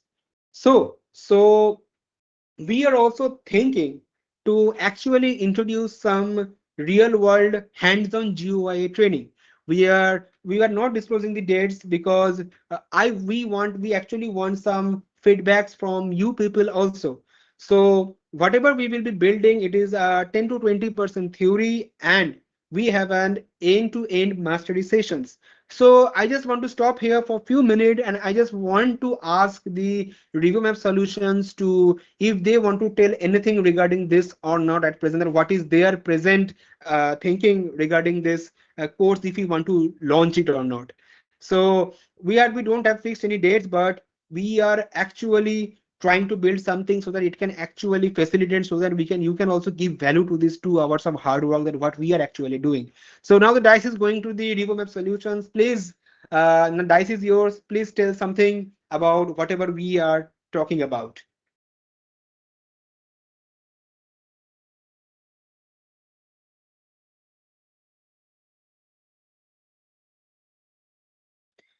Am I audible? Is RevoMap audible? Am I audible? Yeah. Yes, you are audible. Can you hear me? Yeah, yeah. So thank you. First of all, I would like to thank the audience. 105 people are actually still present right now, and they are actually investing their hours here. And I think they will be benefited from their investment for these 2 hours. Secondly, what I would like to say is thank you, Darshin. You have been actually providing the expertise, the real world expertise that you gained from your research over the last 5 years, and you are sharing this with our students. So regarding the course, regarding the training, this is an opportunity that we would like to cash on. Yes, we are in the process of building a particular course in collaboration with you. You are the experts, and we will provide the proper pipeline where we can actually set a platform for our students and our experts to incorporate on hands-on training, which not only help them to learn the actual real-life scenarios of GeoAI, but also help them to implement that in their research problems in their field, in their professional activities. So on our end, we are very excited to actually say that there is a possibility of a large course that we are planning to bring on in the next month. The dates will be disclosed in the due time, but for now, we will be sharing a Google form with our participants, and the participants are requested to share their feedback through the form. And if they are interested to take on this opportunity and join us in the course, and how they are going to perceive this opportunity, that can be shared in this particular Google form. Okay. Meanwhile, So what I would also like to do is, yes, Shantanu, sir, you were saying something? So meanwhile, before going to this Google form, I just want to showcase something that is actually important to show that what are the Sure, industries sure. actually experiencing and for these courses actually. So we are actually wanting to showcase something that is really important for you people now. That is the new industry standards, because I was actually looking in the industries. Okay. So that what are the courses they are offering and how they are actually pricing. So based on that, I found that few courses of geospatial that are very premium and that is unaffordable for people like India, around $700. That's not possible. And in India also, we found there are IIT and Pravartak. They are taking a cost around 1,20,000. So these are something really unexpected. So that's why we actually planned to build something sustainable for the students so that they can actually afford, because these are long things. And this entire, if we have to build this entire course, we will provide you a recognized certificate. Now what do you mean by recognized certificate? Because for your certificate recognition, everything need to be followed by NEP method. So in these NEP rules, we have to provide a certificate that is more than 30 hours. So higher the hours of these certifications, number of durations you have done the work, higher is the valuation. So if we are also thinking of building around 50 hours or 60 hours entire course that will run for 2 to 3 months very easily. And for that course also, paying this much of money is not be, if I was a student, I will never give this type of money. Okay, so we are also thinking to build something new, because some premium edtech platforms like scalers and everything, if you want to learn everything from the basics to advanced, because otherwise you can't write a single paper out of it. Because if you just go for buzzwords in a single webinar, you will never learn what actually it is doing, how actually it is doing. So you have to understand the probability, understand the statistics, you have to understand a lot of things, because write a paper, it takes 1 year. So to teach you, it minimum take a 3 months of course to understand. So these are some practically unbearable prize money that actually people are showcasing. So you can see the beginners are Udemy skills here. Sometimes they are taking 1,600 to 12,000 rupees, but the 1,600 rupees to 12,000 rupees, they are showing that a beginner course is just like buzzwords. So don't go to this, but if you go for a specialized, you can see the specialized courses are actually asking 10 times than the beginner course. So you can understand that what actually they will be teaching. They will be this type of things, they will be teaching something different. So as I have this expertise, I can also teach you these entire professional certificate courses. So and we have better experience than this IIT and Pravartak, because I have visited this website, and I don't think that they have that much of publications in recent days the way we have publication in last 1 or 2 years. And I am also not working on the geospatial domain, I'm also building geospatial AI agents also. So I can also showcase you that how we can actually dive into the current trends that you can actually enhance your research. So these are few thing is that, so learning this artificial intelligence and machine learning is become difficult nowadays. So you should understand that we are also so we are presenting you this entire Google Doc form, so you can rise and give a price tag that you can actually bear it, and we will try to match it up with our expectations, and we will build a course along with the price tag decided by you students only. So whatever the price tag, whatever you were thinking, don't feel shy. You put that price tag so that we can get some behavioral analysis from you, and we can use that for building our course. So you all can understand this learning AI in geospatial analysis being become very expensive today, because this is the burning cake nowadays.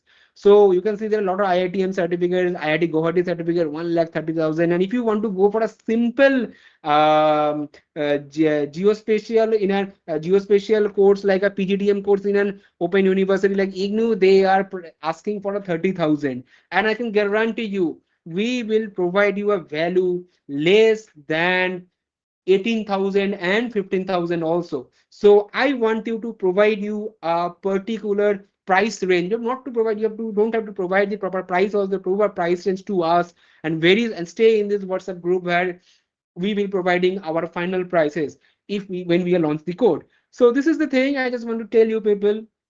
Take your time and fill the form please, and then we will be talking about, then we will come to the Q&A sections. So basically I am giving you people a 10-minute time to fill this form. The form will be given into the chat link and as well as into the WhatsApp, and I want the Revo map to actually carry on with all the rest of the things that he needed to speak.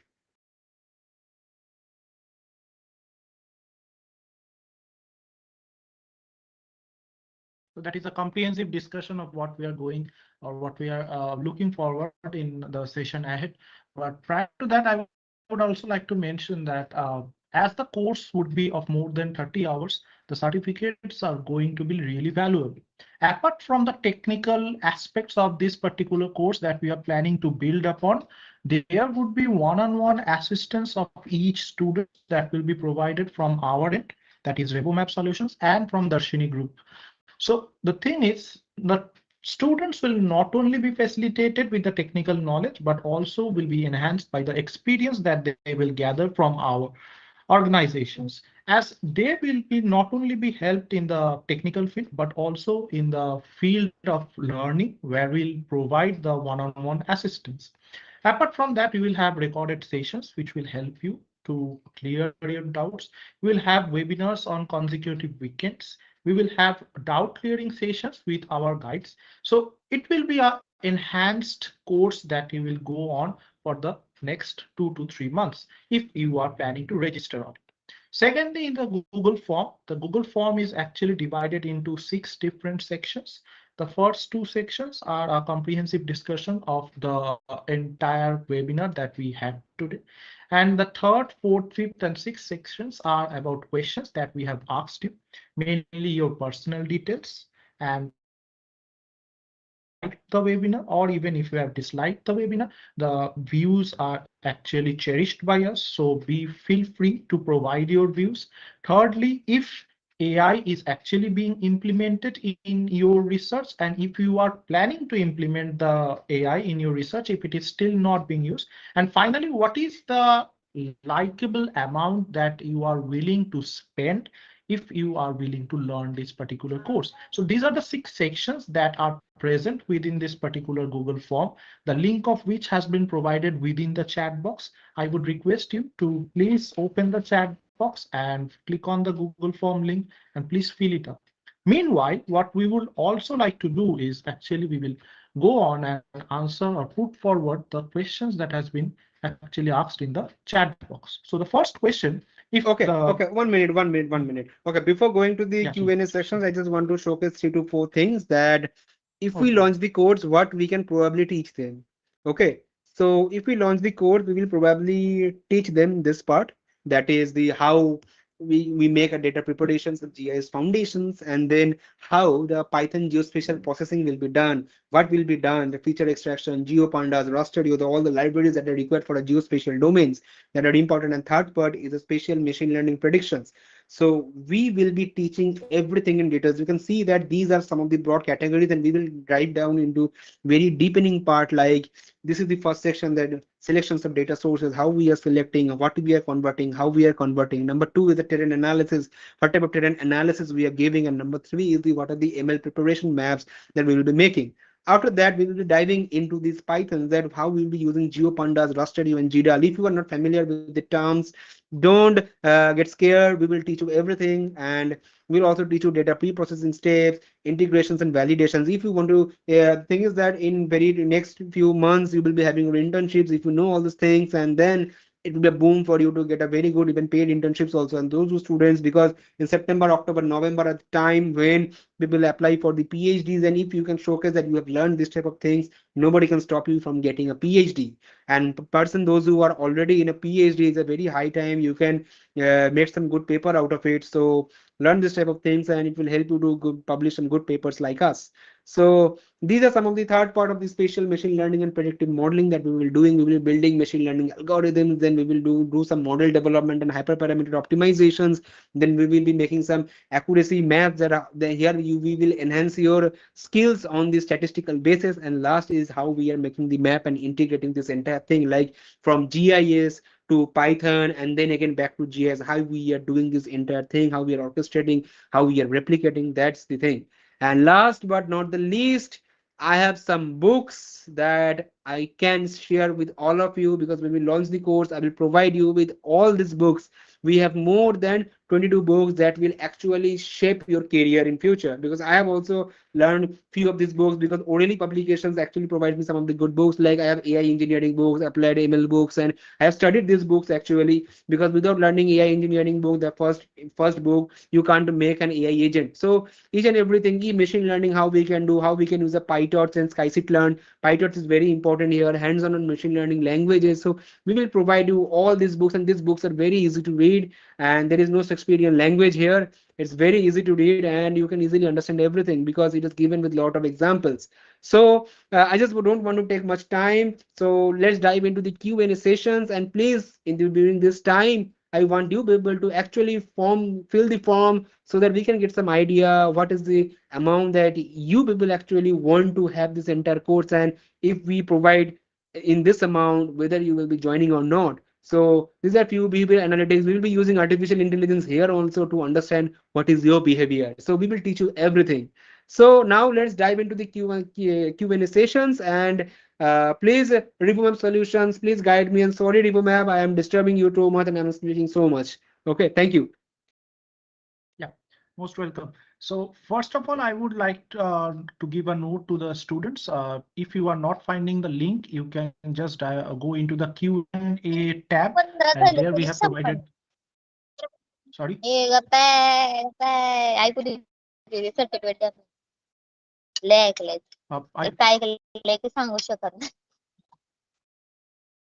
I request Shinchan to please mute the participant? I think there is a technical glitch. Dilwais Thank you. Ali. So, thank you. So if anyone is not able to find the link, you can just go into the Q&A tab, and we have provided the link. That is the latest post made by us. And for the Q&A session, I would like to begin with the question from Nikhil Barafkar. He is a student from MCA and computer background. So the question is, I don't have GIS and RS background, as I quote him, and thinking to get into this GeoAI field. What is the scope for people like me who are a newbie to this GIS RS field in GeoAI? So if you want to dive into GeoAI, first thing is that you have to learn two important things. Number one, you have to have the concepts of statistics, mathematics, and probability. And number two, a basic GIS understanding, like how a coordinate system works, what is the projection works. So see, majority of the data science and artificial intelligence are actually for the business intelligence, but working with the geospatial is another level of complexity, because here you are not only maintaining an Excel or CSV sheet, but you are also maintaining a entire raster vector data with proper georeferencing that is actually replicating the digital twin of the earth. So you need to have some very basic GIS understanding that you can get from any very basic GIS course. But if we launch the course, we will teach you from the very beginning. It's not like a very much advanced course. It's a course which has some portions for the basic people. There are some portions for the intermediate, and another portion that making these basic and intermediate people to being an advanced one. So we will be teaching everything from how we actually made this data using the how we download the data, how we actually make this entire data set based on these geospatial softwares, and how we are connecting to the Python. Because if you're from computer science background, you know the Python good well, but you will get an ample of chance in our course to actually learn how the GIS system works also. So if Nikhil Barafkar is still present in the meeting, I would like to ask him if the question and the answer was actually fruitful for you. And to go on with the next Please speak question, a bit loudly. I couldn't hear you actually. Can you hear me right now? Yes, I can hear you. Yeah. So the next question is from an anonymous user. He has not, or he or she has not mentioned her name.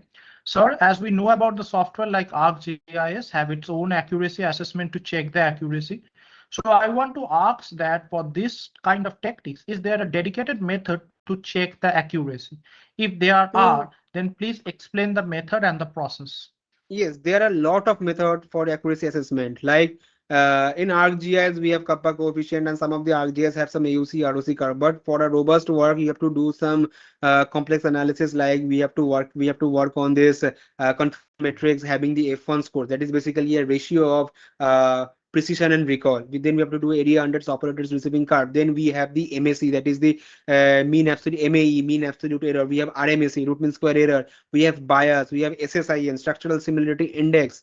Okay, then we have Moran side. There are many statistical techniques. Okay, in one of my paper I have used 18 different statistical techniques to actually validate my result. So using only one from the ArcGIS that is pre-built there is not enough for a publication quality, so you have to learn all these things differently. So it depends on what type of results you are making, what type of analysis you are making. On the basis of that you will be going on this. Like we have some people use R square, some people use NSC, some people use MAE, some RMSC. So these are a lot of different types of accuracy assessments that are actually required.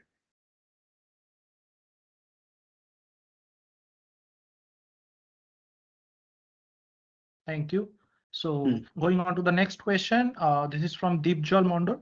He's pursuing his MSc in geography from BHU. And the question is, as an MSc geography student, we learned such as cartography, remote sensing, GIS, and software like ArcGIS and AirDus in our syllabus. I have a few questions. Number one, in today's world, is it irrelevant or less important to have the knowledge only of GIS? Number two, are there any platforms where we can learn about GeoAI? And number three, how can we integrate GIS with GeoAI? So the question number 2 and 3 is that I have already shown for the question number 2, I have already shown that there are a lot of courses, few courses that are actually very much expensive. So we are actually launching our own courses. So you can join us. And in this entire course, we will teach how you can actually connect the GIS with the GeoAI. And the first question, doing cartography is nowadays irrelevant. Okay, so anyone can make a map using AI nowadays. You can see a lot of content creator who don't know even GIS, they are making some good map. You can see the Dhruv Rathi video also. They are making some good amazing maps. Okay, so don't get to the grammars of cartography, because that has now within few years it will be abolished. Everything is now digital. You have to learn everything digitally, and map making is the only basic thing that you will be learning. So it will not fetch you any job, but rather having that knowledge is important because you have to implement further also. So but that is only a tip of an iceberg that we'll be learning. You have to learn a lot more things, because without GeoAI, you will not get a job. Your paper will not get published. Okay. Or rather, it can get published, but it will not get published in a very good journal. So there will be no novelty actually. So that is the most important part.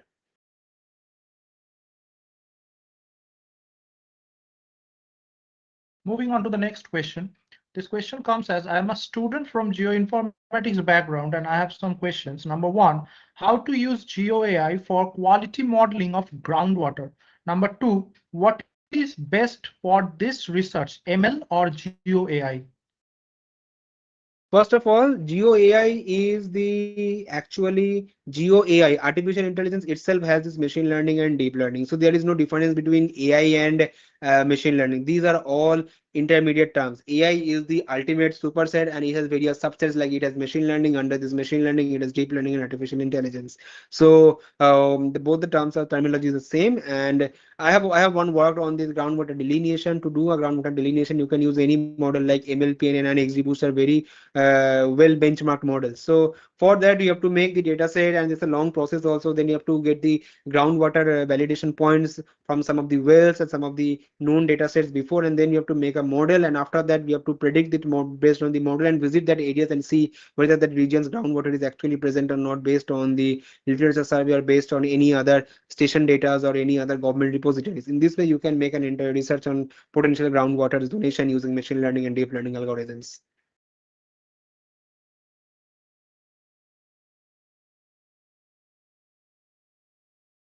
Okay, going on to the next question.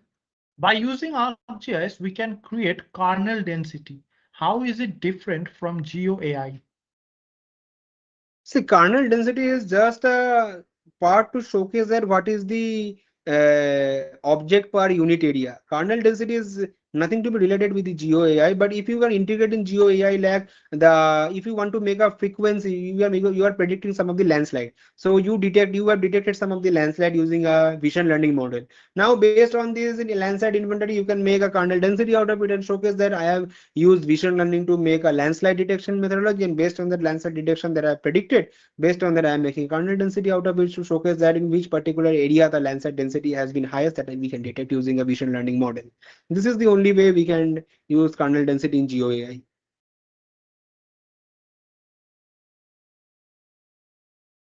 Okay, going on to the next question.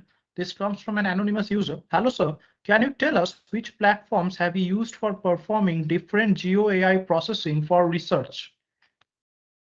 I have used only Python. In Python, I have used Jupyter Lab that has been done by Anaconda. I have installed Anaconda, I have used Jupyter Lab, and I have used ArcGIS. Nothing less and nothing more. Only two software more than enough to do this work. And for Hackers simulation, I have used the Hackers as a different software, but everything is done on this software only.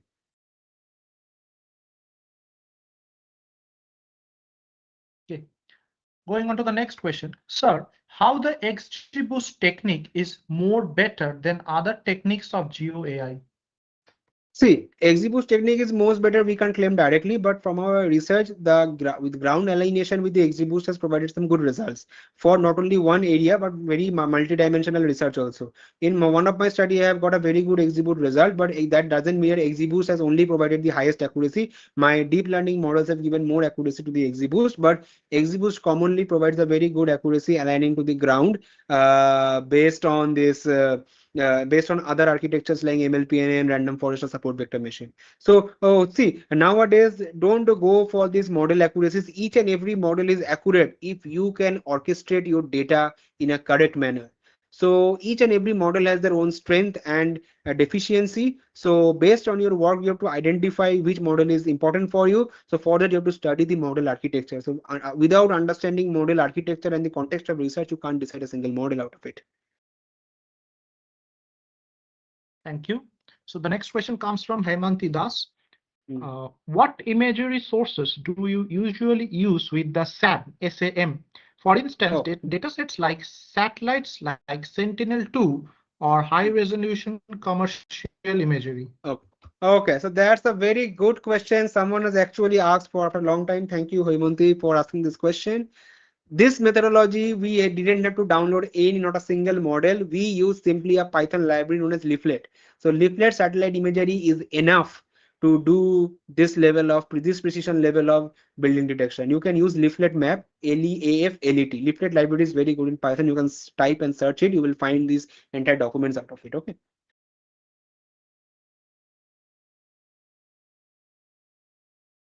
Thank you. The next question comes from AK Singh. Can you suggest how to perform LULC prediction using GeoAI?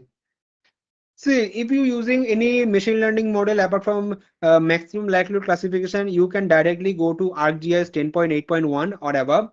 Here you will first make a shapefile. Don't make a signature file. Make the shapefile of the samples you're collecting for the LULC. The way you have to build the signatures.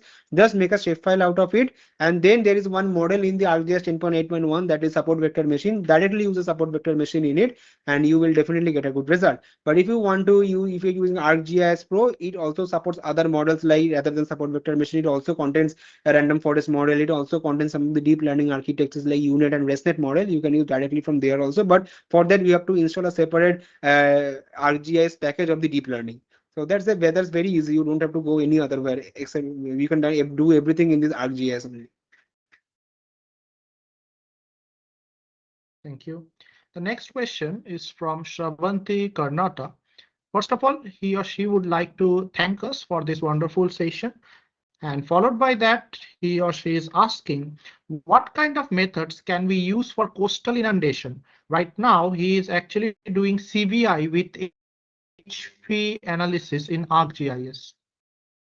See, coastal, I have not done work with that much with the coastal analysis, unfortunately, and the area where I don't have expertise, I can't give you my share my answers because I don't know that much. But if you are working on a coastal analysis, and what type of analysis you actually wanted to, that depends. Because if you wanted to do some seaweed identification using remote sensing data, you can go for some good sentinel data and make a detection system. You can make some detection algorithm to identify which of these particulars are your particular element. Or if you want to do some coastal inundation modeling, there are a lot of inundation models. You need to just search and find it because I have not worked with inundation models. I'm sorry for that. The next question comes from Mania Saxena. Is using ChatGPT or any other AI tool for writing codes for ML a good practice if we know the basics? If you know the basics, that is a good practice, but for that you have to first master the art of prompt writing. Because if you don't master the art of prompt writing, your entire model, if you are making a complex model, your model will definitely hallucinate. So at that some point you will get stuck. So when you are building models or building any algorithm, build it and try to orchestrate it with the visualization so that you can monitor the changes and monitor the occurrences of what is actually happening inside these codes. Because learning Python is different, and using the Python libraries and building a geospatial applications and geospatial algorithm is a totally different things. Because what you will learn in a basic Python, you will learn the arrays, loops, list, stacking, numpy. But whenever you will be using a geospatial, you will have to learn the geopandas. You will have to learn the X array, the dust mechanism, that is the parallel computing process. So you can't learn everything at once. So you have to learn the basics. And if you're using chat gpt or any other llm models, try to build the code in segment, not build it together. Because you need at least 20 to 30 prompt to build one code structurally, so that this entire model does not hallucinate. Because if you build a code in a single prompt and in anything of error occurs in between, you can't debug it. Okay, it is very difficult to debug the code in that way. So I have a lot of experiences in failed experiences in this in the beginning. So I developed another way to prompting and breaking into segmenting, and then I'm building it. Okay, so keep in mind that.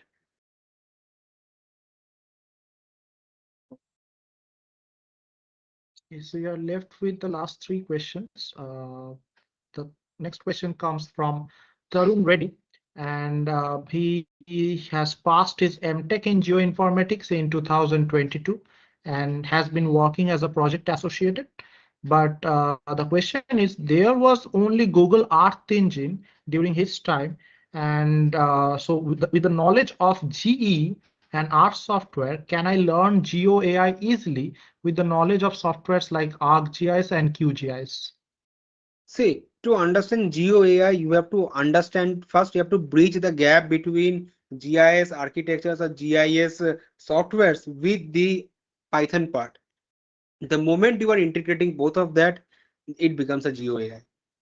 And don't rely that much on GE, because in very few short time GE has launched their own APIs, and based on this API anyone can just write a prompt and build everything using that. So don't believe in that GE will actually revolutionize anything. It is not. Use GE only to download a huge data set or only to use a work on the cloud system, because the data downloaded from GE does not have a good quality also. So we always avoid to do professional work, avoid GE. Okay, these are some of these burning trends that are actually going on. Okay, so don't fall for this GE trap, because it will take you nothing in nowhere. It will actually take you in nowhere until and unless it is improvising itself. Finally, the last question is from Prayan Joshi. What is the GPU specifications you have for deep learning model? I wasn't able to train the model without GPU. Okay, so acha, now this is the question that a lot of people ask me. See, if you are using a raster data and you are using a deep learning model, bro, you will never get it, because it will be requiring a very high GPU. Even my laptop is works as a workstation. It has a 12 GB of graphics card, 32 GB of RAM, Ryzen 9, and it has 32 and it has 2 TB of hard disk. But still, I fear to run the raster data. It will end up and destroy your GPU also. So don't render it using raster data. In our course also we will be teaching how you can, so what are the alternatives of raster data. In our course we will be teaching how we manage to do and how we bypass this raster data, and but we can still bring the same amount of accuracy. Okay, so don't directly train your raster data using the GPUs or using any rasterio pipelines or rasterio library model. Please don't do that. It will destroy your laptop. So we have come to the end of the Q&A session. Apart from these questions, if anyone wants to ask a question directly to the Okay, and if anyone experts, directly want they to are ask a free to go. question, we can have a live conversation also. It's Yeah, good. yeah. You can directly put forward your questions for the experts. They're free to answer it. I think so. There is one more post or one more question. Yeah, it is from AK Singh again. Where can we download the dataset for GeoAI work? Please suggest some websites. Uh, See, this is not a Kaggle that you will download dataset and do. You have to download dataset from USGS. You have to build the preconditioning factors and then you have to do the work. Okay, so you need to know for what are the government websites that are actually providing data, because here we deal with satellite data, the real data. Okay, so in this particular data we worked with, you have to go to USGS, that is the NASA website, US government website, and to download data. Then you have to also visit the Indian Bhuvan based system to download the data. So you will be downloading TIFF data, raster data, okay, as well as some of the vector data if required for the geospatial. For this you have to first have some geospatial knowledge, then you can directly practice. This is not a not like a data science boot camp, like we will provide you some Kaggle based data. Okay, you download data from Kaggle and practice it in your workspace. No, this doesn't occur in this way. If this had been occur in geospatial, then there have been lot of papers publishing each and every year, but not that much paper actually publishes. So it takes a lot of time to build one data set also. Building data set is the most important thing here, because until and unless you are building a data set, and if you think that you can build a data set using and looking at the YouTube videos for the RGS and anything, bro, I am telling you, you will never succeed, because we have started doing that and we deliberately failed and we wasted about 3 months there also. So there is a proper structure to download each and every data, and we have to keep in mind a lot of things while downloading a data and while pre-processing the data set. So you will download from the government repositories only. So again, if anyone has a direct question for the experts, he or she can put forward the question. We can have a live session. But prior to that, I would like to announce that until now, only 53 students have formed the Google Form link. So I would request the others to kindly fill up the link. And along with that, we are also posting a poll in this particular Q&A chat box, and where you are supposed to rate your experiences of this particular session.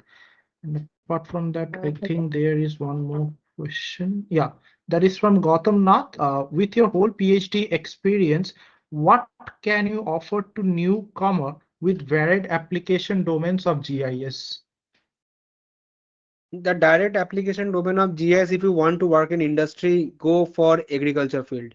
You will get a lot of projects and you will get a lot of companies those who are working on the agrotech. Why? Because they are making this there are a lot of FinCorp organization, financial corporation. Those who are actually working with the financial insurance of this finance as well as the insurance of the crop. So you have to monitor the crop, you have to understand the crop. So you have to use AI models to monitor the crop for the entire season. So go for this one. This is something new. You can also ask project from the government by making multi-hazard is a very hot and burning topic. Himalayas is a hot and burning topic. And if you want to go outside, if you want to go to Japan, then work on seismologies. If you want to go to this European place, you go work on the carbon credit system and the avalanche. And in India and in the also there are debris flow modeling. Go on this modeling and using artificial intelligence, you can work on it.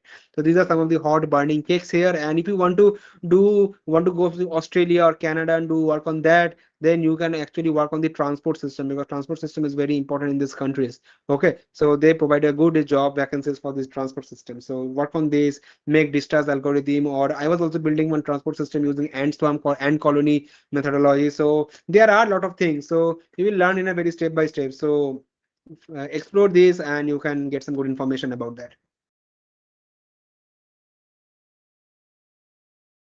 There is a small announcement.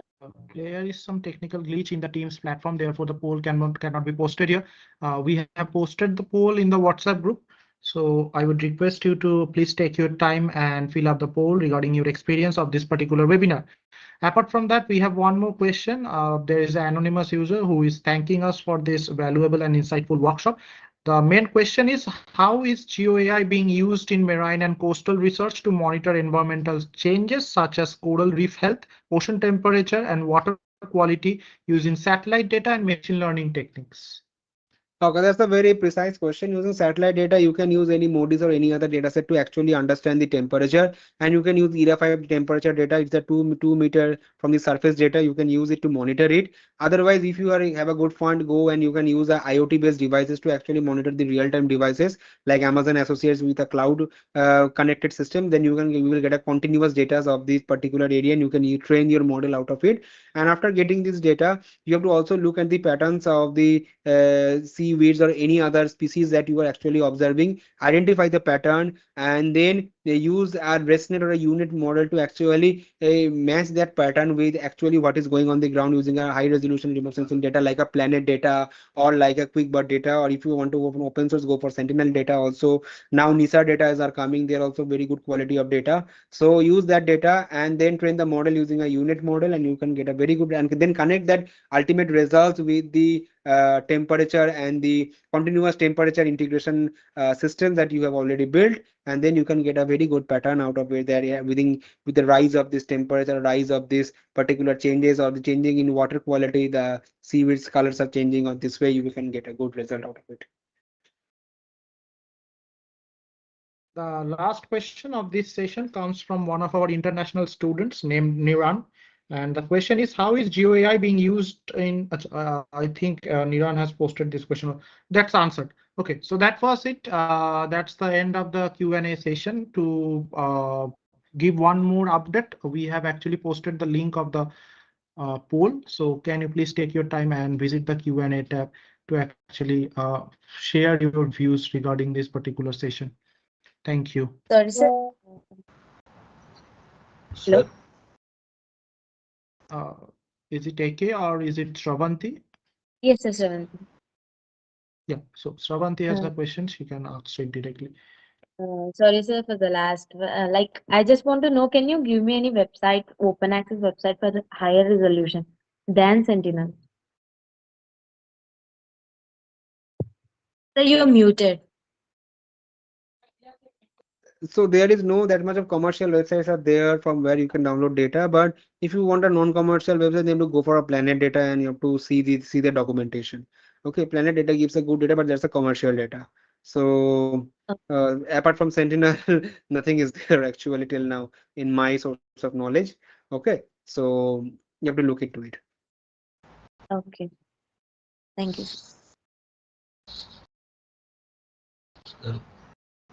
So I think for Sir, any other questions, can we use the okay. G data set for the research bus? You can use the GE dataset, but the quality of the dataset is not good because professionals don't actually consider GE datasets. Okay.